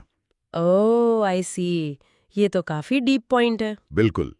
جب 29 دسمبر 1994 کو ہاسپٹل اوپن ہوا تو اس وقت کی حکومت یعنی بے نظیر اور زرداری کی گورنمنٹ نے اسٹیٹ ٹی وی اور ریڈیو پر اس ایونٹ کو مکمل طور پر بلینک آؤٹ کروا دیا. 1 سیکنڈ کی فوٹیج نہیں چلنے دی. Wait, really? ایک چیریٹی ہاسپٹل کے لیے؟ ہاں، وجہ صرف یہ تھی کہ انہیں اوپننگ سیریمنی پر انوائٹ نہیں کیا گیا تھا اور پبلک کا ہیرو کوئی اور بن رہا تھا. یہ واضح دکھاتا ہے کہ ڈیولپنگ کنٹریز میں اسٹیٹ مشینری آپ کو اس وقت تک کام نہیں کرنے دیتی جب تک آپ ان کے امبریلا کے نیچے نہ ہوں. یہ تو کافی شاکنگ ہے. حتیٰ کہ 1996 میں ہاسپٹل کے ویٹنگ ایریا میں ایک بام بلاسٹ تک کروایا گیا جس میں 70 لوگ مرے گئے اور کئی انجرڈ ہوئے. یہ سب اس لیے تھا کہ لوگوں میں خوف پیدا کیا جائے اور اس انسٹیٹیوشن کو ڈسٹروائے کیا جائے. مائی میرج 1995-2004.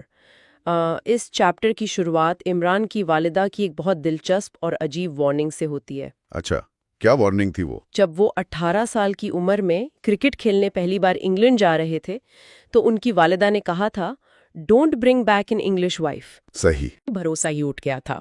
ہاں، وہ اسے شاید ایک برڈن سمجھتے تھے. ایگزیکٹلی. لیکن پھر جب وہ واپس پاکستان آئے اور انہوں نے اپنی بہنوں کی ارینج میرجز دیکھیں جہاں صرف 2 لوگ نہیں بلکہ الگ الگ فیملیز ایک ساتھ بڑی ہوتی ہیں، سپورٹ کرتی ہیں، تو انہیں فیملی لائف کی اہمیت کا دوبارہ احساس ہوا. دیکھیں، اگر ہم پاکستان میں ارینجڈ میرج کے میکینزم کو ڈیپلی اینالائز کریں تو یہ اسٹرکٹلی 2 افراد کا رومانٹک کنیکشن نہیں ہوتا. بالکل. یہ بیسیکلی 2 فیملیز کا، 2 ٹرائبس کا الائنس ہوتا ہے. خوشی میں، غم میں دونوں فیملیز مل کر ایک بلٹ ان کاؤنسلنگ اور سپورٹ سسٹم بنتی ہیں جو ویسٹ میں جنرلی ایگزسٹ نہیں کرتا. بیٹھ کر آکورڈ فیل کرنا جو عمر میں ان سے بہت چھوٹی ہو، یہ اس بات کا ایویڈنس تھا کہ وہ کنونشنل طریقے سے شادی کرنے کے ٹائم لائن سے آؤٹ ہو چکے تھے. رائٹ. ان کا مائنڈ سیٹ اور لائف ایکسپیرینس انہیں اس typical arranged marriage setup میں فٹ نہیں ہونے دے رہا تھا.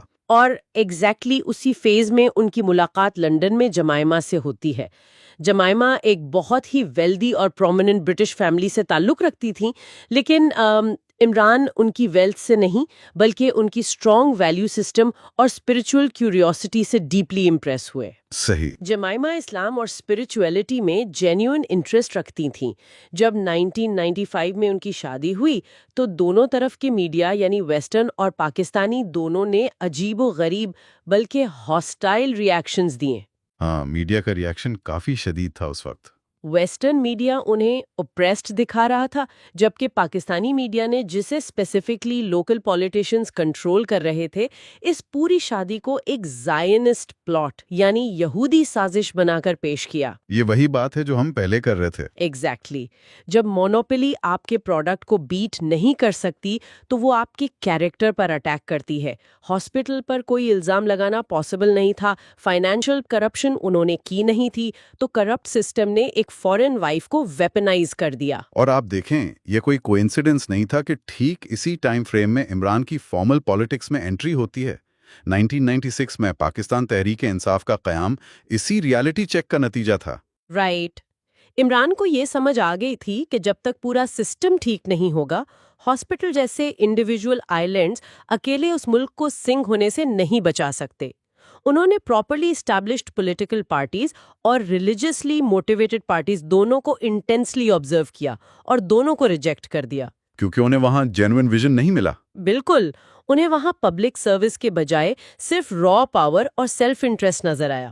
اور جب آپ اتنے بڑے اسٹیبلشڈ سسٹم کو اکیلے چیلنج کرتے ہیں تو اس کا بیکلیش بھی ویسے ہی آتا ہے. 1997 کے الیکشنز اس کا پرفیکٹ ایگزامپل ہیں. ہاں، وہ الیکشنز تو کافی ٹف تھے ان کے لیے. عمران کو یہ کلیئر پتا تھا کہ ان کی نئی پارٹی گراؤنڈ لیول پر بالکل آرگنائز نہیں ہے. نہ ان کے پاس الیکٹیبلز تھے، نہ عام لوگوں تک پہنچنے کی پراپر مشینری. لیکن ان کے سینئر لائر حامد خان کے مشورے پر انہوں نے ڈیسائیڈ کیا کہ الیکشنز میں حصہ لیں گے تاکہ سسٹم کا ایکسپیرینس گین کیا جا سکے. صحیح. ان کی ریلیز میں لوگ تو بہت آئے، لیکن جب نتیجہ آیا تو 0 سیٹس، ٹوٹل وائپ آؤٹ. ان کی پارٹی ایک بھی سیٹ نہیں جیت سکی. بڑی ناکامی تھی وہ. اور یہ صرف ایک پولیٹیکل ڈیفیٹ نہیں تھی. اس ایک وقت میں ان پر چاروں طرف سے اٹیکس ہو رہے تھے. میڈیا ان کا مذاق اڑا رہا تھا، پارٹی کا پولیٹیکل فنڈنگ بالکل سوکھ گیا تھا، یہاں تک کہ ہاسپٹل کی ڈونیشنز بھی ڈراسٹکلی گر گئی تھی. یہ تو کمپلیٹ کیوس تھا. اور اگر یہ سب کافی نہیں تھا تو انگلینڈ میں ایئن بوتھم اور ایلن لیم کی طرف سے ان پر ایک لائبل کیس چل رہا تھا. رائٹ. ڈیفینیشن کا کیس تھا وہ. ہاں، لائبل کیس یعنی جب کوئی آپ پر عزت خراب کرنے کا جھوٹا الزام لگائے اور ملینز آف پاؤنڈز ڈیمیجز میں کلیم کرے. اس کیس نے انہیں انٹلیکچولی اور فائنینشلی ڈرین کر دیا تھا. لیکن یہاں عمران کے اسپرچل مینٹور میاں بشیر کا واقعہ آتا ہے. اچھا، انہوں نے کیا کہا؟ جب انگلینڈ میں اس لائبل کیس کی آخری ہیئرنگ چل رہی تھی، جوری بند کمرے میں ڈیلیبریشنز کر رہی تھیں اور عمران کے اپنے لیجنڈری لائر جارج کارمن انہیں ڈیفیٹ کے لیے مینٹلی پریپئر کر رہے تھے.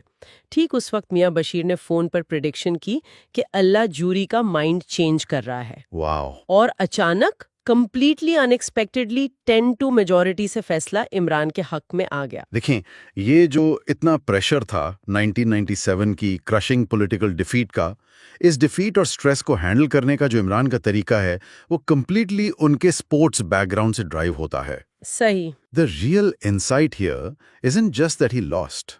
The real insight is how a professional athlete's brain processes failure. اسے ہم سائیکالوجی میں آبجیکٹیو سیلف آڈیٹنگ کہتے ہیں.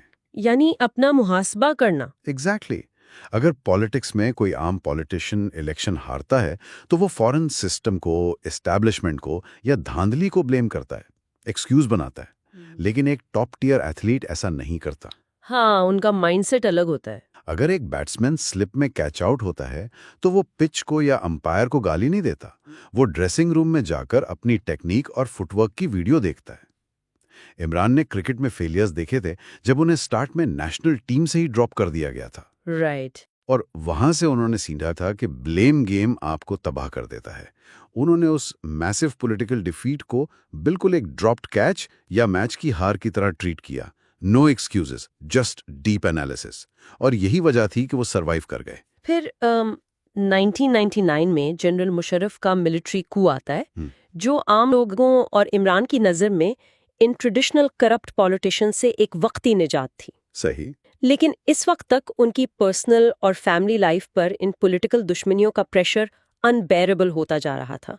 नवाज शरीफ की गवर्नमेंट के दौरान जमाइमा पर एंटीक स्मगलिंग का एक कंप्लीटली बेसलेस और झूठा केस बनाया गया। हाँ, वो केस तो काफी रिडिकुलस था। I mean, it was absolutely absurd. एक आम सी मॉडर्न टाइल को जो उन्होंने मार्केट से खरीद कर अपनी वालदा को गिफ्ट की थी, स्टेट मशीनरी ने उसे एक कीमती एंटीक डिक्लेयर कर दिया और जमाइमा को नॉन बेलेबल ऑफेंस में फंसाने की कोशिश की। राइट, ये प्योर हरासमेंट थी। इस प्योर टेरराइजेशन की वजह से जमीमा को अरेस्ट से बचने के लिए 11 महीने मुल्क से बाहर इंग्लैंड में रहना पड़ा। राइट। जबकि इमरान पाकिस्तान में पॉलिटिकल और लीगल बैटल्स लड़ रहे थे। अगर हम इस क्रॉस कल्चरल मैरिज पर पड़ने वाले सियासी दबाव को क्लोजअप में देखें तो आपको पॉलिटिकल स्टेटस को की रूथलेसनेस समझ आएगी। बिल्कुल। जमाइमा ने इस मुल्क और कल्चर में एडजस्ट होने की जेन्युइनली हर मुमकिन कोशिश की थी।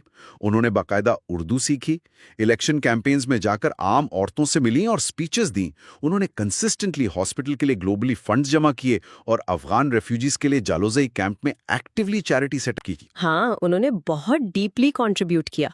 उन्होंने एक टिपिकल एक्सपैट की तरह लाइफ नहीं गुजारी, लेकिन इस सब के बावजूद उन्हें पॉलिटिकल ओपोनेंट्स ने इंटेंशनली एक लायबिलिटी, एक बोझ बनाकर पेश किया। उनकी ब्रिटिश नेशनैलिटी और जूइश बैकग्राउंड को उनके खिलाफ डेली मीडिया ट्रायल्स में यूज किया गया, यानी उनको एक टारगेट बना लिया गया। असल में जमीमा को उनके शौहर के पॉलिटिकल एजेंडा और एंटी स्टेटस को स्टांस की शदीद कीमत चुकानी पड़ी। ओपोनेंट्स इमरान को डायरेक्टली नहीं तोड़ सकते थे, तो उन्होंने उनके सबसे वल्नरेबल पॉइंट, उनकी फैमिली को टारगेट किया। और इस सब का अल्टीमेट नतीजा क्या निकला? आखिरकार 2002 के इलेक्शंस आते हैं, जहां इमरान ने अपनी होम कॉन्स्टिट्यूएंसी मियांवाली से बिल्कुल अकेले और इंटेंशनली कैंपेन की और पहली बार नेशनल असेंबली की सीट जीत ली। सही कामयाबी मिली उनको आखिर। उनके पॉलिटिकल स्ट्रगल में पहली कामयाबी मिली, लेकिन दूसरी तरफ एग्जैक्टली उसी वक्त उनकी अपनी फैमिली लाइफ मुकम्मल बिखर रही थी। इन political attacks, constant media scrutiny और लॉन्ग डिस्टेंसेस की वजह से जमाइमा का वापस लंदन जाकर हायर एजुकेशन परस्यू करने और वहीं सेटल होने का फैसला सामने आया। ये बहुत मुश्किल डिसीजन होगा। और बिलाखिर उनकी आपस में डिवोर्स हो गई। इमरान ने अपनी बुक में क्लियर और बहुत रॉ टर्म्स में ये बयान किया है कि उनकी पूरी लाइफ का सबसे मुश्किल, सबसे डार्क वक्त उस डिवोर्स के आसपास का वो 1 साल था, जब उन्हें अपने दोनों बच्चों की कमी शदीद महसूस होती थी। राइट। वो कहते हैं कि वो इंसान जो आमतौर पर एक्सट्रीम ऑप्टिमिज्म के साथ सुबह उठने वाला शख्स था, इस दौरान वो बिस्तर से निकलने के लिए स्ट्रगल करता था। देखें, ये एक इंसान के लिए बहुत बड़ा टेस्ट होता है, खास तौर पे एक ऐसी फिगर के लिए जो हमेशा इन कंट्रोल रहा हो। लेकिन इस सारी कहानी को, इस पूरे पर्सनल और पॉलिटिकल सफ़र को अगर हम एक डिफाइनिंग थॉट पर लाकर रोकें, इमरान इस बात को बुक में ओपनली तस्लीम करते हैं कि वो अपने बच्चों के पास रहने और अपनी शादी को बचाने के लिए लंदन शिफ्ट नहीं हो सकते थे, क्योंकि उनकी लाइफ का एक सबसे बड़ा मकसद एक ओवरराइडिंग पैशन बन चुका था, और वो था उनका पॉलिटिकल और ह्यूमैनिटेरियन स्ट्रगल इन पाकिस्तान। उन्होंने खुद लिखा है कि वो लंदन जाकर क्रिकेट जर्नलिज्म या कमेंट्री करते हुए एक लाउंज लिजर्ड बनकर नहीं रह सकते थे। अच्छा, लाउंज लिजर्ड से उनका क्या मतलब था? लाउंज लिजर्ड से उनका मतलब है वो प्रिविलेज्ड लोग जो बस महंगे ड्राइंग रूम्स या क्लब्स में बैठकर पॉलिटिक्स पर फिलॉसफी झाड़ते हैं, लेकिन लीगली या फिजिकली ग्राउंड पर कोई रिस्क नहीं लेते। सही। और डीपी सोचा जाए तो यही वो रिलेंटलेस ड्राइव और पर्पस ही तो था जिसने शुरू में जमाइमा को उनकी तरफ अट्रैक्ट किया था। अगर वो ये सब कुछ अपना मकसद छोड़ देते, कॉम्प्रोमाइज कर लेते, तो शायद वो खुद अपनी नज़रों में और अल्टीमेटली जमाइमा की नज़रों में अपना वो हीरो वाला मुकाम हमेशा के लिए खो देते। देखें, ये ह्यूमन साइकोलॉजी, आइडेंटिटी और रिलेशनशिप्स का एक बहुत ही प्रोफाउंड और पैराडॉक्स से भरा ट्रूथ है। वो कैसे? होता यह है कि आप किसी शख्स के विजन, उसके जुनून और दुनिया को बदलने की उसकी जिद से इंस्पायर होकर उससे जुड़ते हैं। आपको उसकी वो फायर अट्रैक्ट करती है। लेकिन जब वही जुनून, वही पब्लिक लाइफ और वही मिशन आपके पर्सनल रिश्ते पर भारी पड़ने लगता है, तो आप एक अजीब से ट्रैप में फंस जाते हैं। हाँ, ये एक बहुत बड़ी मुश्किल है। अब जरा तसव्वुर करें, अगर इमरान अपने रिश्ते को बचाने के लिए اپنا مقصد، اپنی کور آئیڈینٹی اور اپنا پیشن سرنڈر کر دیتے تو وہ فزیکلی تو وہاں لنڈن میں اپنے بچوں اور بیوی کے پاس موجود ہوتے، لیکن وہ اصل میں اندر سے وہ انسان نہیں بچتے جس سے محبت کی گئی تھی۔ بالکل صحیح کہا آپ نے۔ ایک ویژنری کا وجود اس کے ویژن سے کمپلیٹلی جدا ہوتا ہے، آپ دونوں کو الگ نہیں کر سکتے۔ اس ڈرائیو کو سرنڈر کرنے کا مطلب ٹیکنیکلی اپنا اور اس عظیم انسپریشن کا قتل کرنا تھا جو اس میرج کی فاؤنڈیشن تھی۔ ان کے پاس اپنے اس ویژن کو کنٹینیو رکھنے کے علاوہ، اپنے پیشن کے پیچھے چلنے کے علاوہ کوئی دوسرا راستہ تھا ہی نہیں، بھلے ہی اس کی انہیں کتنی بھی بڑی پرسنل قیمت کیوں نہ چکانی پڑی۔ دی جنرل 1999-2001۔ تو اس تفصیلی جائزے کا آغاز ہم فوراً یہیں سے کرتے ہیں۔ بات ہے 1999 کی، جب جنرل پرویز مشرف نے ملٹری کو کیا تھا۔ ہاں، وہ وقت ملک کی ہسٹری میں کافی اہم تھا۔ رائٹ، اور سورس مٹیریل کے مطابق اس وقت لوگ ایکچولی کافی امیدوار تھے، یعنی نواز شریف کی 15th امینڈمنٹ کے بعد جو ایک خطرہ محسوس ہو رہا تھا لوگوں کو کہ یہ ایک ڈکٹیٹوریل پاور گریب ہے، بالکل۔ تو جب مشرف آئے تو عوام کو لگا کہ چلو اب شاید ملک میں بہتری آئے گی۔ لیکن آتھر یہاں بتاتے ہیں کہ ان کے اپنے لیے الارم بیلز فوراً بجنا شروع ہو گئے تھے۔ اور ان الارم بیلز بجنے کی ایک بہت اسپیسیفک وجہ تھی، یعنی کو کے فوراً بعد آتھر کی مشرف سے ایک خفیہ ملاقات ہوئی تھی۔ اچھا۔ ہاں، اور سورس بتاتا ہے کہ اس میٹنگ میں زیادہ تر بات رول آف لا پر ہوئی۔ آتھر نے مشرف سے ایک بڑا سمپل سوال پوچھا کہ اگر آپ واقعی کرپشن ختم کرنا چاہتے ہیں تو آپ نے ججز کو پراپرلی کلین کیوں نہیں کیا؟ رائٹ، کیونکہ پی سی او کے تحت کچھ ججز کو تو ہٹایا گیا تھا نا۔ ہٹایا گیا تھا، لیکن اس وقت کے جو 2 سب سے کرپٹ ججز تھے انہیں ان کی پوسٹ پر برقرار رکھا گیا۔ جب آتھر نے اس پوائنٹ پر پش کیا تو مشرف کا جواب تھا کہ اگر ہم جوڈیشری کو ٹچ کریں گے تو انٹرنیشنل کمیونٹی ہمیں پرایا بنا دے گی، یعنی انہیں ڈر تھا کہ دنیا انہیں اچھوت سمجھ کر سینکشنز لگا دے گی۔ ویٹ، اچھا مجھے یہ لاجک تھوڑی عجیب لگ رہی ہے۔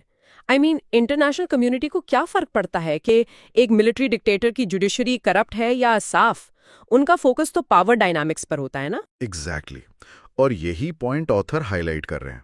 انٹرنیشنل کمیونٹی، خصوصاً جو ویسٹرن پاورز ہیں، انہیں ڈیولپنگ نیشنز میں ڈیموکریسی سے زیادہ ایک کمپلائنس چاہیے ہوتی ہے۔ ایک کرپٹ جوڈیشری کو ایزیلی مینیپولیٹ کیا جا سکتا ہے، لیکن آتھر کا نظریہ یہ تھا کہ اگر عوام آپ کے ساتھ ہے تو آپ پوری دنیا کا پریشر ہینڈل کر سکتے ہیں۔ اور حیرانت کی بات یہ ہے کہ بعد میں یہ ثابت بھی ہوا۔ وہ 2007 والے واقعات میں۔ ہاں، جب 2007 میں چیف جسٹس کو ہٹایا گیا تو پوری سپر پاور امریکہ کی بیکنگ بھی مشرف کو بچا نہیں سکی تھی، کیونکہ عوام ان کے خلاف سڑکوں پر آ چکی تھی۔ یہ تو بالکل ایسی انالوجی ہو گئی نا، جیسے کوئی ایک بلڈنگ کی بنیاد کھوکھلی چھوڑ دے اور اس کی چھت کو خوبصورت بنانے کی کوشش کرتا رہے۔ ایسے مائنڈ سیٹ کے ساتھ جینوئنلی کرپشن کیسے ختم ہو سکتی تھی؟ بالکل نہیں ہو سکتی تھی۔ اور اس کے بعد ہم دیکھتے ہیں کہ احتشام ضمیر، جو ISI کے پولیٹیکل ونگ کے ہیڈ تھے، انہوں نے آتھر سے ملاقات کی۔ ہاں، وہ گرینڈ نیشنل الائنس بنانے کے لیے۔ رائٹ۔ وہ کہنے کو تو ریفارم کا کولیشن تھا، لیکن سورس کے مطابق وہاں ملک کے بدنام زمانہ اور کرپٹ پولیٹیشنز کو ڈھونڈ ڈھونڈ کر اکٹھا کیا جا رہا تھا۔ یعنی لٹرلی کروکس کا ایک کولیشن بن رہا تھا۔ ہاں۔ پھر 2002 کے ریفرینڈم اور الیکشنز آئے تو ریالٹی کلیئر ہو گئی۔ آتھر نے جب اس کولیشن میں شامل ہونے سے انکار کیا تو ان کی پارٹی کو بہت بھاری نقصان اٹھانا پڑا۔ اچھا، یہاں پر ایک انتہائی دلچسپ واقعہ ہے جو سورس میں موجود ہے۔ یعنی آتھر کی پارٹی اس وقت شدید قرضے میں ڈوبی ہوئی تھی اور سروائیول مشکل تھا۔ ہاں، ان کی پارٹی کمپلیٹلی آئسولیٹ ہو چکی تھی اور فنڈنگ ڈرائی اپ ہو گئی تھی۔ رائٹ، تو آتھر اس وقت انگلینڈ میں تھے اور ان کے بردر ان لا بین بول اسمتھ ان سے ایک کرکٹ ٹیسٹ میچ پر ٹپس مانگ رہے تھے۔ انگلینڈ اور ساؤتھ افریقہ کا میچ تھا۔ اب یہاں ایک چیز ہوتی ہے اسپریڈ بیٹنگ، جس میں آپ گیمز کے آؤٹ کمز پر ایگزیکٹ نمبرز پریڈکٹ کرتے ہیں۔ آتھر، جنہوں نے لائف میں کبھی گیمبلنگ نہیں کی تھی، انہوں نے میچ انٹینسلی دیکھا اور اسپریڈ بیٹنگ کی ایسی ٹیکنیکل ٹپس دیں کہ ان کے بردر ان لا نے اتنے پیسے بنائے کہ پارٹی کا سارا ڈیٹ اسی دن کلیئر ہو گیا۔ واو، مطلب یہ واقعہ صرف حیران کو نہیں ہے بلکہ اس وقت کی ڈیسپریشن کو بھی دکھاتا ہے۔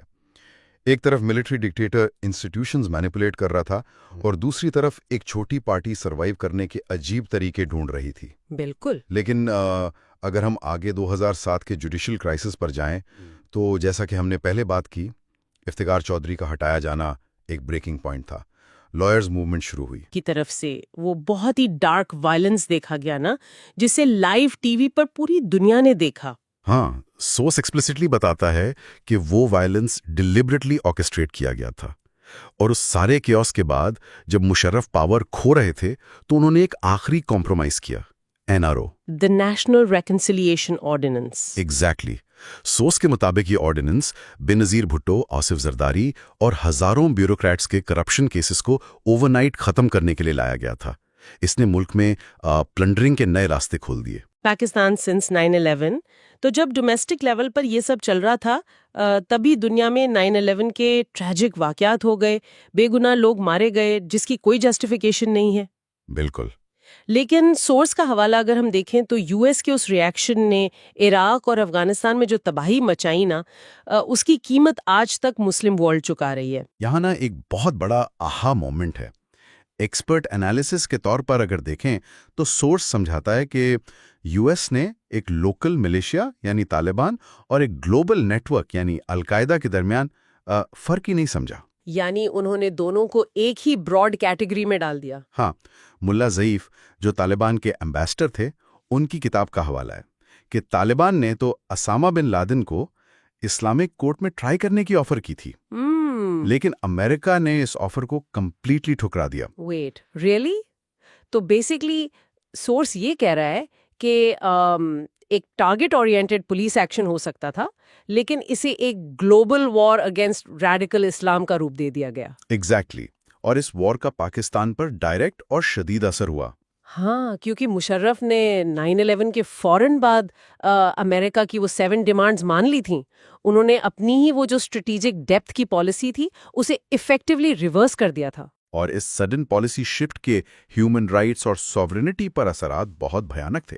جیسے وہ ڈسپیئرنسز شروع ہو گئی تھیں، رائٹ؟ ڈاکٹر عامر عزیز اور عافیہ صدیقی کے غائب ہونے کا ذکر سورس اسپیسیفکلی کرتا ہے.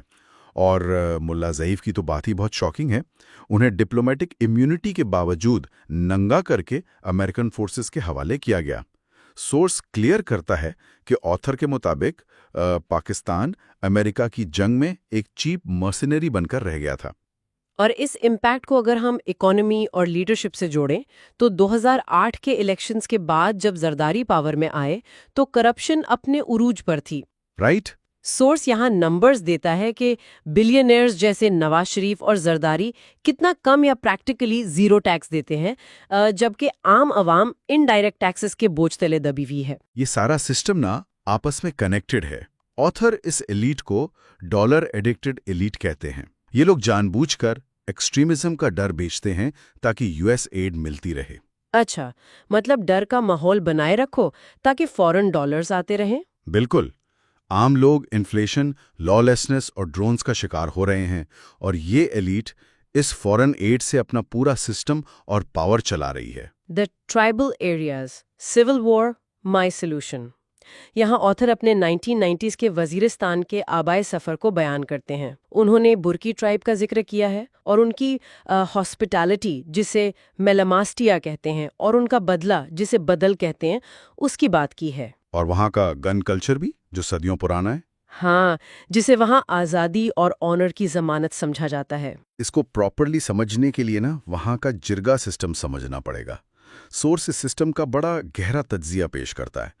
یہ بیسکلی اینشنٹ گریس جیسی ایک ہائیلی ڈیسینٹرلائزڈ ڈیموکریسی تھی. او واو، گریس کی سٹی سٹیٹس کی طرح. ہاں، یہاں جسٹس اتنا کوئک اور فری تھا کہ اگر ہم ہسٹوریکلی دیکھیں تو یہ فاٹا کا ایریا باقی پاکستان کی نسبت ورچولی کرائم فری رہا ہے. اچھا، اس پر میں تھوڑا پش بیک دینا چاہوں گی.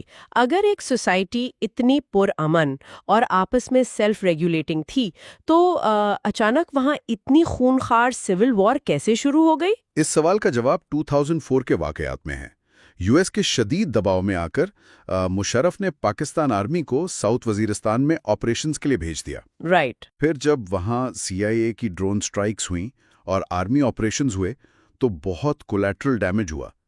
اور اس کولیٹرل ڈیمیج نے لوکل ٹرائبل لوگوں کو اپنے پیاروں کی موت کا بدلہ لینے پر مجبور کر دیا۔ انہوں نے ریاست کے خلاف ہتھیار اٹھا لیے۔ تو یہ فورن آئیڈیالوجی نہیں بلکہ پرسنل گریونسز اور بدلے کا نتیجہ تھا۔ اور یہاں سوات دالی کا کنٹراسٹ بہت امپورٹنٹ ہے۔ لوگوں کو لگتا ہے دونوں سیم تھے۔ ہاں، لیکن وہ سیم نہیں تھے۔ رائٹ۔ لال مسجد آپریشن کے بعد سوات میں مولانا فضل اللہ یعنی ریڈیو ملا کا عروج ہوا، لیکن سوات ایک سیٹلڈ ایریا تھا جہاں کا اسٹیٹ جسٹس سسٹم کرپٹ ہو چکا تھا، اس لیے وہاں لوگوں نے شریعہ لاء کی ڈیمانڈ کی، جبکہ ٹرائبل ایریاز کا کور مسئلہ سوورنٹی اور ڈرون اٹیکس تھے۔ ایگزیکٹلی، دونوں جگہ ڈائنامکس بالکل مختلف تھے، اور اسی بنیاد پر سورس آخر میں اپنا ایک ڈیٹیل سلیوشن بیان کرتا ہے۔ آتھر کے مطابق ان ٹرائبل ایریاز میں لڑنے والے 90% لوگ عام قبائلی ہیں، جو صرف کولیٹرل ڈیمیج اور ملٹری آپریشنز کے سخت ریاکشن میں ہتھیار اٹھائے ہوئے ہیں۔ صرف 10% ہارڈ کور ٹیررسٹس ہیں جیسے القاعدہ وغیرہ۔ تو یعنی اگر یو ایس افغانستان سے اسینشلی وڈرا کر لے تو وہ جو ایک اینٹی امریکن سینٹیمنٹ ہے وہ آرگینکلی گر جائے گا۔ بالکل۔ اور اس سے وہ 90% ناراض ٹرائبل لوگ ان ٹیررسٹ سے الگ ہو جائیں گے اور پاکستان پر آسانی سے ڈائیلاگ کے ذریعے باقی 10% ٹیررسٹ کو ختم کر سکے گا۔ یہی فریم ورک ہے نا؟ ہاں، سورس کے مطابق یہی فریم ورک ہے، لیکن اس کی ایک بڑی شرط ہے۔ اس عمل کو کامیاب بنانے کے لیے پاکستان کو ایک ایسی کریڈیبل اور انڈیپینڈنٹ گورنمنٹ کی ضرورت ہے جو وہاں کے لوگوں کو امریکہ کی پپٹ نہ لگے۔ جب تک ٹرسٹ نہیں ہوگا ڈائیلاگ کامیاب نہیں ہو سکتا۔ لیکن اس سب میں بس یہ سوچ رہی تھی کہ ایک ایسی ریاست جس نے مسلسل سالوں تک اپنی ہی آبادی کو ایلینیٹ کیا، کولیٹرل ڈیمیج کا شکار کیا اور ٹرسٹ توڑا، کیا صرف ایک پالیسی شفٹ اور فورن ٹروپس کے چلے جانے سے وہ ٹوٹا ہوا بھروسہ واقعی ایک دن میں واپس آ جائے گا، یا یہ ایک ایسی جنریشنل ڈیمیج ہے جس کے اثرات آنے والی دہائیوں تک اس ریجن کو ہانٹ کرتے رہیں گے؟ سوچئے کہ ایک دن اچانک ایک ایسی دعا، ایک ایسی پوئم جو اسکول میں ہر صبح پڑھی جاتی تھی، جس نے ایک پوری جنریشن کا ورلڈ ویو شیپ کیا ہو، وہ اچانک ٹیکسٹ بک سے غائب ہو جائے۔ ایگزیکٹلی، ٹیکسٹ بکس اور میڈیا سے کمپلیٹلی غائب ہو چکی ہو، اور وہ بھی کسی آفیشیل ایکسپلینیشن کے بنا، بس وینشڈ۔ اور یہ واقعی بہت عجیب لگتا ہے سننے میں، یعنی کوئی لاجک نہیں بنتی اس کی۔ ہاں، اور آج ہم ایگزیکٹلی اسی مسٹری سے شروع کر رہے ہیں۔ ہم بات کر رہے ہیں علامہ اقبال کی اس مشہور دعا کی، لب پہ آتی ہے دعا بن کے تمنا میری، جو 1947 کے بعد سے پاکستان میں ایک فاؤنڈیشنل اینتھم تھی، لیکن وقت کے ساتھ اسے سسٹم سے یعنی اریز کر دیا گیا۔ بالکل، اور یہی سب سے بڑا سوال ہے کہ آخر کیوں؟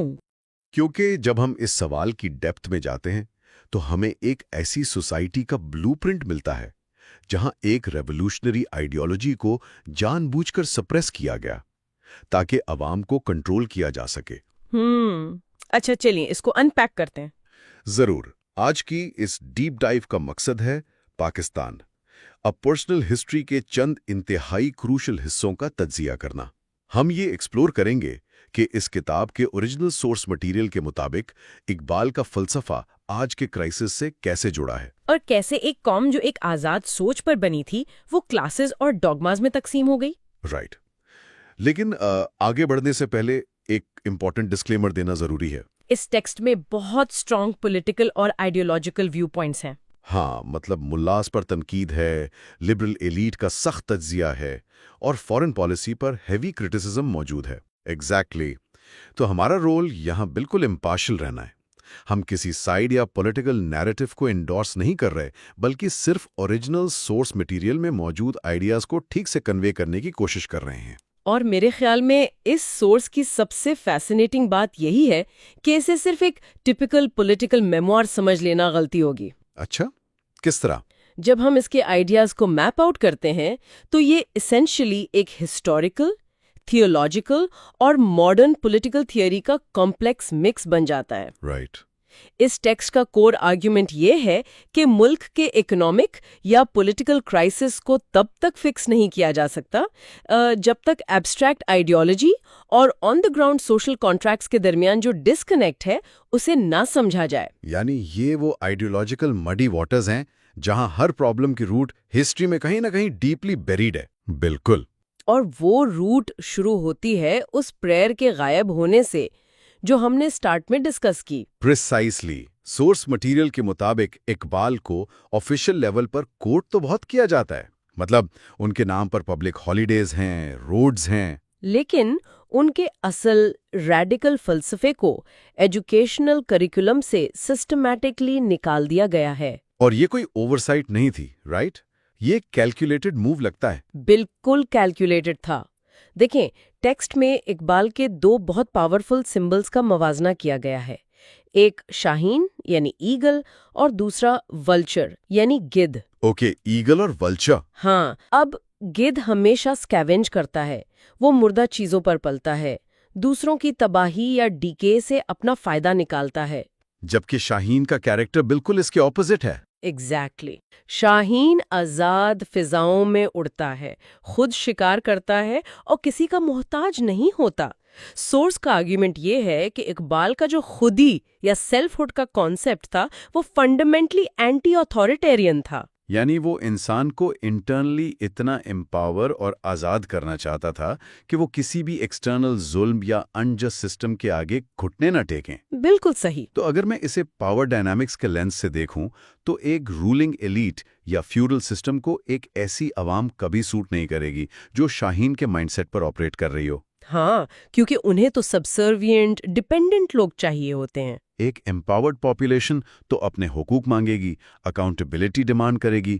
اس کا مطلب ہے کہ آئیڈیالوجی کو مارنا ایکچولی اسٹیٹس کو مینٹین کرنے کا سب سے ایفیکٹو ٹول تھا۔ ایگزیکٹلی، ٹیکسٹ ڈیپلی اس پوائنٹ کو آرگیو کرتا ہے کہ رولنگ کلاس نے اس آزاد سوچ کو اس لیے دبایا تاکہ ان کے ٹوٹیلیٹیرین سٹرکچرز انٹیکٹ رہیں۔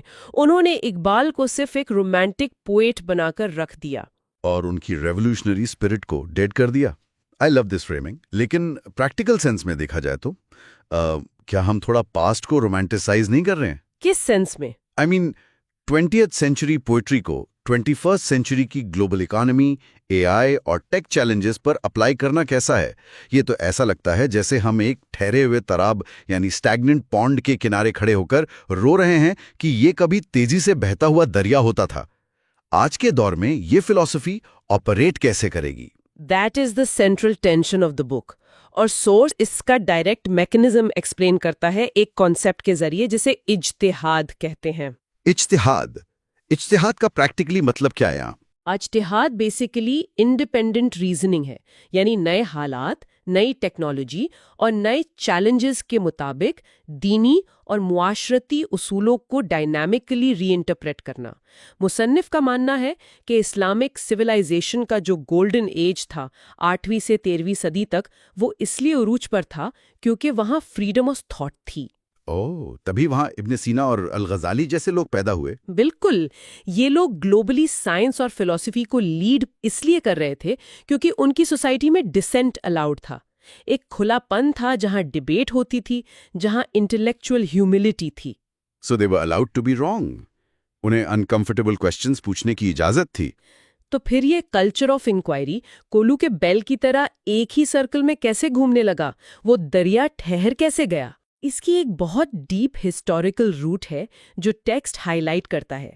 جو اصل فیٹل بلو تھا جس نے سوسائٹی کا سائیکولوجیکل ڈی این اے آلٹر کر دیا، وہ 1258 میں بغداد پر منگولز کا حملہ تھا۔ 1258 کا مونگل انویژن، وہ تو بیسیکلی ہسٹری کا سب سے بڑا ٹرننگ پوائنٹ تھا۔ ہاں، یہ صرف ایک ملٹری ڈیفیٹ نہیں تھی، یہ ایک ٹوٹل سویلائزیشنل ٹراما تھا۔ لائبریریز جلا دی گئیں، دریاؤں کا پانی سیاہی سے کالا اور خون سے لال ہو گیا۔ انبلیویبل ڈسٹرکشن تھی وہ۔ اس ایگزسٹینشل ڈر اور خوف کے ماحول میں کنزرویٹو ملاز نے ری ایکشن کے طور پر اجتہاد کے دروازے کمپلیٹلی بند کر دیے۔ انہیں لگا کہ اگر نئے آئیڈیاز آتے رہے تو بچی کچی آئیڈینٹی بھی ختم ہو جائے گی۔ ہاں، I see the mechanism now. It was a trauma response.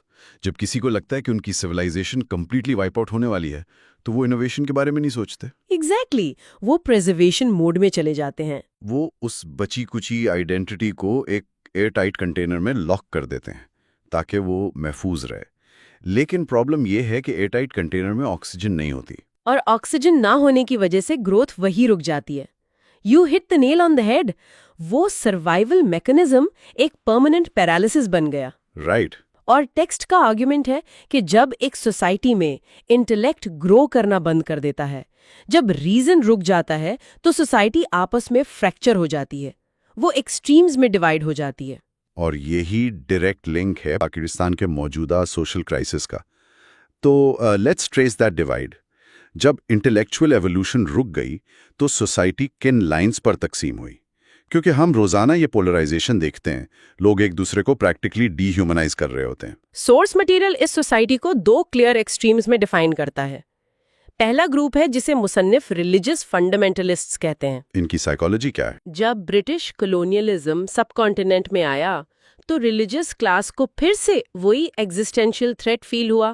انہیں لگا کہ ویسٹرن کلچر ان کا پورا وے آف لائف نگل جائے گا۔ Same trauma response again? بالکل۔ اس فیئر کے ڈائریکٹ ریاکشن میں یہ گروپ لٹرلی پاسٹ میں قید ہو گیا۔ انہوں نے ہر نئی چیز، چاہے وہ سائنس ہو یا ماڈرن ایڈمنسٹریٹو سسٹم، اسے ویسٹرن ایجنڈا سمجھ کر ریجیکٹ کر دیا۔ تو ان کا سول فوکس پرانی فارم آف ریلیجن کو ڈیفینڈ کرنا بن گیا۔ ہاں، اور ٹیکسٹ اس کانٹیکسٹ میں دیوبند موومنٹ اور بعد میں آنے والے ملیٹنٹ مائنڈ سیٹس کا ڈائریکٹ لنک بناتا ہے۔ Okay, if the fundamentalists completely retreated into the past due to colonial trauma, then the logical opposite, یعنی جنہیں ٹیکسٹ liberal fanatics کہتا ہے، وہ کون ہے؟ وہ دوسرا ایکسٹریم ہے۔ کیا انہوں نے اس کا اوور کریکٹ کیا؟ Did they just swallow the Western model whole without adapting it to their own soil? That's exactly the author's analysis. Liberal feminism کو ٹیکسٹ ایک امپورٹڈ مائنڈ سیٹ کے طور پر ڈسکرائب کرتا ہے۔ اس گروپ نے ماڈرنائزیشن اور westernisation کو آپس میں کنفیوز کر دیا ہے۔ اچھا، یعنی ماڈرن ہونے کا مطلب ان کے نزدیک ویسٹرن دکھنا ہے؟ ہاں، ان کے پاس اپنے لوکل کلچر، ہسٹری یا اسلام کی ڈائنامک نیچر کا کوئی ڈیپ نالج نہیں ہے۔ نتیجہ یہ ہے کہ یہ لوکل ٹریڈیشنز کو انہیرنٹلی بیکورڈ اور پریمیٹیو سمجھتے ہیں۔ I see. ان کے پاس ریلیجس کلاس سے ڈائلاگ کرنے کے لیے نہ ووکیبلری ہے اور نہ ہی ایمپتھی۔ اس لیے جب انہیں ایکسٹریمزم کا مسئلہ سالو کرنا ہوتا ہے تو ان کا واحد go to solution state machinery اور آرمی کا یوز ہوتا ہے۔ Wow. So they are essentially speaking two completely different languages. ایک سائڈ کہہ رہی ہے modernity is a threat to our existence اور دوسری سائڈ کہہ رہی ہے tradition is the root of all our problems. بالکل، دونوں سائڈز انٹالرنٹ ہیں، دونوں ایکسٹریمز ہیں۔ Very surprising turn. مصنف کا آرگیومنٹ ہے کہ اصل ڈائنامک اسلامک سوسائٹی ایکچولی ایک ماڈرن یورپین ویلفیئر اسٹیٹ سے سب سے زیادہ ریزمبل کرنی چاہیے۔ Wait, a European welfare state? Scandinavia اور اسلامک ہسٹری کا کنیکشن؟ یہ تو سپرفیشلی ایک بہت بڑا کانٹرڈکشن لگتا ہے۔ Does the author actually back this up with evidence? He backs it up by going to the foundation. وہ پروفٹ محمد کی سیرت اور ان کے آخری خطبے کا حوالہ دیتے ہیں جو human rights, racial equality, wealth distribution اور مائنورٹیز کی حفاظت کا ایک یونیورسل چارٹر تھا۔ Right. مصنف کا پوائنٹ یہ ہے کہ ویلفیئر اسٹیٹ کا بیسک ٹینٹ کہ اسٹیٹ اپنے سب سے کمزور طبقے کی حفاظت کرے گی، وہ اسینشلی وہی اسلامک ماڈل ہے جو اوریجنل مدینہ کی اسٹیٹ میں تھا۔ لیکن پریکٹیکلی ان دونوں ماڈلز میں کوئی فرق ہے یا نہیں؟ فرق صرف اتنا ہے کہ یورپین ماڈل انڈیویجولزم پر فوکس کرتا ہے، جبکہ اسلامک ماڈل میں اسٹیٹ اور پبلک مورالٹی دونوں مل کر ایک ایسی انوائرمنٹ بناتے ہیں جو فیملی سسٹم کو پروٹیکٹ کرے۔ Family system. ٹیکسٹ کے مطابق پاکستان میں لوگوں کے بھوک سے نہ مرنے کی بڑی وجہ اسٹیٹ کا کوئی سیفٹی نیٹ نہیں ہے، بلکہ ان کا ایکسٹینڈڈ فیملی سسٹم ہے جو ایک دوسرے کو سپورٹ کرتا ہے۔ تو اس سب کا اصل مطلب کیا ہے؟ ہم نے فلسفی ڈسکس کر لی، ہسٹوریکل ٹراما دیکھ لیا، لیکن جب ہم اس ایبسٹریکٹ تھیوری سے زمین پر آتے ہیں، آن دا گراؤنڈ ریالٹیز میں، تو یہ آئیڈیولوجیکل ڈیتھ انسٹیٹیوشنز کو کیسے تباہ کرتی ہے؟ انسٹیٹیوشنز کا بریک ڈاؤن بالکل ڈائریکٹ کانسیکوینس ہے اس آئیڈیولوجیکل تقسیم کا، اور مصنف اس تباہی کا ذمہ دار اسٹرکٹلی رولنگ ایلیٹ کو ٹھہراتا ہے۔ سب سے ڈیپ فیلئر ایجوکیشن سسٹم کا ہے۔ ایجوکیشن سسٹم، ہاں، وہ تو کمپلیٹلی بکھرا ہوا لگتا ہے۔ پاکستان کا ایجوکیشن سیکٹر آرگینکلی نہیں بکھرا۔ سورس آرگیو کرتا ہے کہ یہ ڈیپلی انٹرینچڈ کلاس پریزرویشن ہے۔ سوسائٹی 3 بالکل آئسولیٹڈ سائلوز میں بن چکی ہے۔ It's not just a wealth gap. It's like we've built 3 entirely separate train tracks in one country जो completely अलग दिशाओं में जा रहे हैं। एग्जैक्ट यही हालत है। एक ट्रैक पर top tier English medium schools हैं अमीरों के लिए, दूसरे पर उर्दू मीडियम स्कूल्स हैं आम आवाम के लिए जिनका इंफ्रास्ट्रक्चर तबाह हो चुका है, और तीसरे पर मदरसे हैं गरीबों के लिए जहां सिर्फ इसलिए बच्चे भेजे जाते हैं क्योंकि वहां खाना फ्री मिलता है। ये ट्रेन ट्रैक्स वाली एनालॉजी स्पॉट ऑन है, क्योंकि इन तीनों ट्रेन्स के मुसाफिर टेक्निकली एक ही मुल्क में हैं, लेकिन रियलिटी में इनका आपस में कोई कनेक्शन ही नहीं। कोई कॉमन ग्राउंड ही नहीं है। टेक्स्ट में एक बहुत चुभने वाली स्पेसिफिक एग्जाम्पल दी गई है। जब मुसन्निफ ने अपने कैंसर हॉस्पिटल के मार्केटिंग डिपार्टमेंट के लिए top tier local business schools के बेस्ट ग्रेजुएट्स हायर किए, तो पता चला कि वो एलीट बच्चे बाजार में लोकल ट्रेडर से उर्दू में बेसिक कम्युनिकेशन भी ठीक से नहीं कर पा रहे थे। That is staggering. उनका वोकैबुलरी, उनका वर्ल्ड व्यू लोकल कॉन्टेक्स्ट से इतना एलियन था कि वो अपने ही मुल्क में फॉरेनर्स बन चुके थे। जब अपर मैनेजमेंट और ग्राउंड रियलिटी में कम्युनिकेशन ही पॉसिबल नहीं, तो एम्पैथी कहाँ से आएगी? और जब एम्पैथी नहीं होती तो उसका डायरेक्ट असर जस्टिस सिस्टम पर पड़ता है, राइट? ये क्लास डिवाइड कानून के अंदर कैसे ऑपरेट करता है? जस्टिस सिस्टम इस क्लास डिवाइड का सबसे ब्रूटल मैनिफेस्टेशन है। सोर्स क्लियर लफ्जों में कहता है कि वहां इंसाफ बिकता है। जो फ्यूडल लॉर्ड है, जो अमीर है, वो लिटरली लॉ से बालातर है। और गरीब के लिए? गरीब के लिए लॉ एक वेपन है जो उन्हें दबाने के लिए यूज होता है। टेक्स्ट 2010 के डेविस्टेटिंग फ्लड्स की मिसाल देता है, जो इस सिस्टमैटिक क्रूअल्टी को परफेक्टली कैप्चर करती है। 2010 के फ्लड्स, उस वक्त की रिपोर्ट्स जहां वधेरे यानी फ्यूडल लॉर्ड्स ने पानी का रुख अपने लैंड से हटा दिया था। एग्जैक्टली। रिपोर्ट्स और लोकल टेस्टिमोनीज थीं कि बड़े लैंडलॉर्ड्स और पावरफुल पॉलिटिशियंस ने अपनी फसलें और जमीनें बचाने के लिए एम्बैंकमेंट्स और बंद तोड़ दिए, और पूरे फ्लड वाटर का रुख जानबूझकर गरीबों के इलाकों और उनके कच्चे घरों की तरफ मोड़ दिया। हाँ, इस इंसिडेंट को टेक्स्ट एक अल्टीमेट मॉरल कोलैप्स के तौर पर प्रेजेंट करता है। जब सोसाइटी ऐसी हो जाए कि ताकतवर अपने प्रॉफिट के लिए कमजोर की जिंदगी लिटरली डुबो दे, तो वहां फिलॉसफी या आइडियोलॉजी का कोई वजूद बाकी नहीं रहता। This is a very Grimm picture, और ये क्लियरली दिखाता है कि प्रॉब्लम सरफेस लेवल नहीं है। लेकिन क्या बुक सिर्फ एक रैंट है about everything that is wrong? I mean, इस 3 ट्रैक वाले एजुकेशन सिस्टम को ब्रिज करने का ऑथर ने खुद क्या प्रैक्टिकल हल निकाला? सोर्स सिर्फ कंप्लेन्स पर खत्म नहीं होता। मुसन्निफ अपनी खुद की एक प्रैक्टिकल इंटरवेंशन की मिसाल देते हैं, नामाल यूनिवर्सिटी। ओके, नामाल यूनिवर्सिटी का क्या कॉन्सेप्ट है? उन्होंने एक इंतहाई रिमोट रूरल इलाके में एक ऐसी यूनिवर्सिटी कायम की जहां के देहाती बैकग्राउंड के बच्चे डायरेक्टली यूके की ब्रैडफोर्ड यूनिवर्सिटी की डिग्री हासिल कर रहे हैं। ब्रैडफोर्ड की डिग्री एक गांव में? बिल्कुल। टेक्स्ट का लॉजिक ये है कि नामाल एक प्रूफ ऑफ कॉन्सेप्ट है। ये साबित करता है कि अगर इंटेंट हो और रिसोर्सेज ठीक जगह एलोकेट किए जाएं, तो इस एजुकेशनल अपार्थाइड को खत्म किया जा सकता है और मार्जिनलाइज्ड यूथ को ग्लोबली कंपेटिटिव बनाया जा सकता है। आई see the value in नमाल as a proof of concept, लेकिन एक इंस्टीट्यूट एक नेशनल क्राइसिस को तो सॉल्व नहीं कर सकता। नहीं, बिल्कुल नहीं। और यहाँ पर टेक्स्ट का नैरेटिव अचानक शिफ्ट होता है। बुक के एपिलॉग में हम हिस्ट्री और सोशियोलॉजी के डीप डाइव से निकलकर एकदम से एक real time high stakes geopolitical crisis में ड्रॉप हो जाते हैं। 2 मई 2011, एबटाबाद, ऑपरेशन नेपट्यून स्पीयर। हाँ, जिसमें उसामा बिन लादेन मारा गया। इस एक इंसिडेंट ने किताब की पूरी टोन को प्रैक्टिकली एक अर्जेंट वार्निंग में कन्वर्ट कर दिया, क्योंकि वो मोमेंट ऑथर के एनालिसिस के मुताबिक पाकिस्तान के एग्जिस्टेंस का सबसे बड़ा ब्रेकिंग पॉइंट और ह्यूमिलिएशन था। टेक्स्ट का आर्ग्यूमेंट देखें, पाकिस्तान ने वॉर ऑन टेरर में आगे बढ़कर हिस्सा लिया, बहुत हेवी प्राइस पे की। एग्जैक्ट फिगर अगर बताऊं तो अपने 34,000 शहरी और सोल्जर्स खोए, इकोनॉमी का ऑलमोस्ट $68 बिलियन का नुकसान उठाया और अपने ही ट्राइबल एरियाज में 500,000 लोगों को डिस्प्लेस किया। और इस अनबिलीवेबल सैक्रिफाइस के बाद नतीजा क्या निकला? यूएस CIA चीफ और अमेरिकन एडमिनिस्ट्रेशन ने प्रैक्टिकली कह दिया कि या तो पाकिस्तान की सिक्योरिटी अपैरेटस कंप्लीटली इनकॉम्पिटेंट है या फिर वो कंप्लिसिट है। It's the ultimate double game trap. एक तरफ से ड्रोन्स आकर आपके मुल्क में स्ट्राइक्स कर रहे हैं और दूसरी तरफ से आप इंटरनेशनल स्टेज पर पराया बनाए जा रहे हैं। پریسائزلی. لیکن آتھر اس کا بلیم صرف یو ایس پر نہیں ڈالتے، وہ اس کا ریئل بلیم پاکستان کی کرپٹ رولنگ ایلیٹ پر ڈالتے ہیں. کہ انہوں نے کیا کیا؟ ان کا ماننا ہے کہ لیڈرشپ نے یہ سب کچھ صرف short term U S dollars کے لیے کیا. انہوں نے اپنی سوورنٹی بیچ دی. ٹیکسٹ ہیویلی وارن کرتا ہے کہ فورن پالیسی کو کمرشلائز کرنے کا نتیجہ ڈیزاسٹر ہوتا ہے.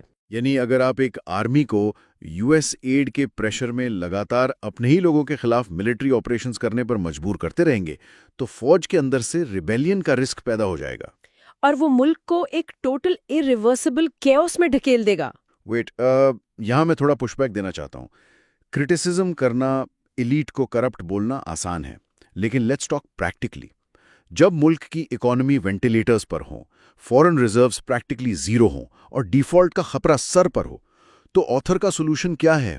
سولوشن وہ ڈراسٹکلی سمپل بتاتے ہیں. سورس کہتا ہے کہ یو ایس ایڈ اور آئی ایم ایف کو نو مور کہہ دیں. Seriously? How does a country teetering on bankruptcy just say no to the I M F overnight? That sounds like political suicide or economic collapse all rolled into one. Does the author explain the actual maths behind this austerity? یا یہ صرف populist rhetoric؟ یہ push back بالکل valid ہے اور text اس کو explicitly address کرتا ہے. آتھر کا لاجک یہ ہے کہ فورن ایڈ اور I M F loans basically ایک اکنامک نارکوٹک ہیں. ایک ڈرگ کی طرح. بالکل. جب تک یہ ایزیلی اویلیبل فری کا پیسہ آتا رہے گا، رولنگ ایلیٹ کب بھی اسٹرکچرل ریفارمز نہیں کرے گی. کیوں؟ کیونکہ انہیں اپنی جیب سے ٹیکس دینا ہی نہیں پڑتا. Make sense. The math is based on self Reliance. Author argue کرتے ہیں کہ ایڈ ریجیکٹ کرنے سے ایک سڈن جھٹکا تو لگے گا، لیکن اس کرائسس کی وجہ سے حکومت لٹرلی مجبور ہو جائے گی آسٹیریٹی یعنی شدید سادگی اپنانے پر. یعنی کیبنٹ چھوٹی کرنی پڑے گی، پروٹوکولز ختم کرنے پڑیں گے، اور سب سے بڑھ کر پارلیمنٹیرینز اور ایلیٹ کو اپنے ایسٹس ڈکلیئر کر کے ڈائریکٹ ٹیکس نیٹ میں آنا پڑے گا. جب تک کرائسس فورس نہیں کرے گا، ایلیٹ کبھی اپنے پریویلیجز گیو اپ نہیں کرے. I see. So it's forcing a rock bottom moment so that the addict actually goes to rehab. It's a high risk, high reward strategy. ہاں. اور ملیٹنسی کے مسئلے کا کیا؟ اگر یو ایس سپورٹ اور ملٹری آپریشنز روک دیے جائیں تو بارڈر ایریاز کا کیا ہوگا؟ ٹیکسٹ وہاں پولیٹیکل ڈائیلاگ کا راستہ تجویز کرتا ہے. مصنف پوائنٹ آؤٹ کرتے ہیں کہ اگر یو ایس افغانستان میں طالبان کے ساتھ ڈائیلاگ کا راستہ ڈھونڈ رہا تھا تو پاکستان کو اپنے ہی لوگوں کے ساتھ ملٹری فورس کے بجائے پولیٹیکل انگیجمنٹ کیوں نہیں کرنی چاہیے؟ تو وہ بیسکلی ایک ٹروتھ اینڈ ریکنسیلیشن پروسیس کی بات کر رہے ہیں. ایگزیکٹلی. سورس ایکچولی ایک south African style process suggest کرتا ہے جس میں ٹرائبل ایریاز کے ڈس انفرانچائزڈ لوگ اور پاسٹ کے ملیٹنٹس شامل ہوں تاکہ جنریشنل ٹراما ہیل ہو سکے اور سوسائٹی دوبارہ انٹیگریٹ ہو. It's a completely different paradigm. ایک ایسی اپروچ جو ہارڈ ویئر اور فائر پاور کے بجائے سافٹ ویئر یعنی سوسائٹی کی سائیکالوجی اور اکانومکس کو فکس کرنے پر فوکس کرتی ہے. لیکن سوال یہ اٹھتا ہے کہ اس گرینڈ ویژن کو ایگزیکیوٹ کون کرے گا؟ وہی سب سے بڑا ایشو ہے. کیونکہ ایگزسٹنگ اسٹیبلشمنٹ اور ٹریڈیشنل پارٹیز تو اس سسٹم کے بینیفیشریز ہیں. وہ کیوں خود اپنے پیروں پر کلہاڑی ماریں گے؟ یہی ٹیکسٹ کا فائنل تھیسس ہے. آتھر کا بلیف ہے کہ ٹریڈیشنل مشینری اس تبدیلی کو کبھی نہیں لائے گی. وہ اپنے پولیٹیکل موومنٹ تحریک انصاف کو اس کا واحد حل سمجھتے ہیں. اور اس کلیم کا بیسس کیا ہے؟ ایپیلوگ میں 2011 کے یو ایس پیو ریسرچ پول کا ہیویلی حوالہ دیا گیا ہے جس میں ان کی پارٹی کو ریکارڈ 68% فیوریبلٹی ملی تھی، اسپیشلی اربن یوتھ میں. 68% is a massive number. Author کا تجزیہ یہ تھا کہ سوسائٹی کا یوتھ اب اس ایکسٹریم پولرائزیشن، کرپشن اور آئیڈیالوجیکل ہالونس سے کمپلیٹلی تنگ آ چکا ہے اور سٹیٹس کو بریک کرنے کے لیے ریڈی ہے. تو اگر ہم اس ساری کانورسیشن کو زوم آؤٹ کر کے دیکھیں، ہم نے 13 سینچری میں بغداد کی تباہی سے اجتہاد کے دروازے بند ہونے کا سفر شروع کیا تھا. بالکل. ہم نے دیکھا کہ کیسے اس انٹلیکچوئل ٹھہراؤ نے فنڈامنٹلسٹس اور لبرلز کا ایکسٹریم ڈیوائیڈ پیدا کیا، اور پھر وہ تقسیم نیچے آ کر ایجوکیشن، جسٹس اور اکانومی کو تباہ کر دی گئی، جس کا اینڈ پوائنٹ ڈرون سٹرائکس اور کرپٹ ایلیٹس کے ٹوٹل سرنڈر کی شکل میں نکلا. تھیمیٹکلی سورس ٹیکسٹ ایک کلیئر وارننگ دیتا ہے. ملک کے اصل دشمن باہر نہیں اندر ہیں. جب سوسائٹی نیکڈ مٹیریلزم یعنی صرف اور صرف دولت، طاقت اور سٹیٹس کی اندھی دوڑ کو اپنا الٹیمیٹ گول بنا لیتی ہے تو اس ملک کا مورل فیبرک کولیپس کر جاتا ہے. رائٹ. آتھر کے مطابق سلوشن کوسمیٹک نہیں ہو سکتا۔ جب تک ریاست کو اسپرچویلٹی اور اسٹرکٹ امپارشل جسٹس کے فاؤنڈیشنل اصولوں پر دوبارہ کھڑا نہیں کیا جاتا، تب تک کوئی فورن ایڈ، کوئی آرٹیفیشل ماڈرنائزیشن اس ملک کو سسٹین نہیں کر سکتی۔ اس ڈسکشن نے ان آئیڈیولوجیکل مڈی واٹرز کو واقعی بہت کلیئرلی میپ آؤٹ کر دیا ہے۔ جب ہم جی ڈی پی اور ٹریڈ ڈیفیسٹس کا رونا روتے ہیں، ہم دراصل ان سمپٹمز کو دیکھ رہے ہوتے ہیں جن کی بیماری صدیوں پہلے سوسائٹی کی روح میں شروع ہوئی تھی۔ جو واقعی ایک بہت ڈیپ ریئلائزیشن ہے۔ لیکن یہاں ایک بہت ڈیپلی انسیٹلنگ سوچ بنتی ہے۔ اگر ایک نیشن کا ایجوکیشن سسٹم 3 الگ ٹریکس پر چل رہا ہو، جہاں کوئی ایک دوسرے کو نہیں سمجھتا، اگر اس کی آئیڈیالوجی ایکسٹریمز میں بٹ چکی ہو اور اس کی ویلتھ کچھ چند ہاتھوں میں کانسنٹریٹڈ ہو، تو کیا سسٹم کے ٹاپ پر صرف ایک لیڈرشپ کا فیس چینج کرنے سے یہ سینچریز اولڈ گہرا زخم واقعی بھر سکتا ہے؟ یا پھر ایک پوائنٹ ایسا آتا ہے جب آپ کو سسٹم کو پیچ کرنا چھوڑ کر اس سوسائٹی کا پورا ڈی این اے ہی دوبارہ سے لکھنا پڑتا ہے؟ یہ ایک ایسی بحث ہے جو سمپل آنسرز ڈیفائی کرتی ہے، لیکن اس پر غور کرنا وقت کی سب سے بڑی ضرورت ہے۔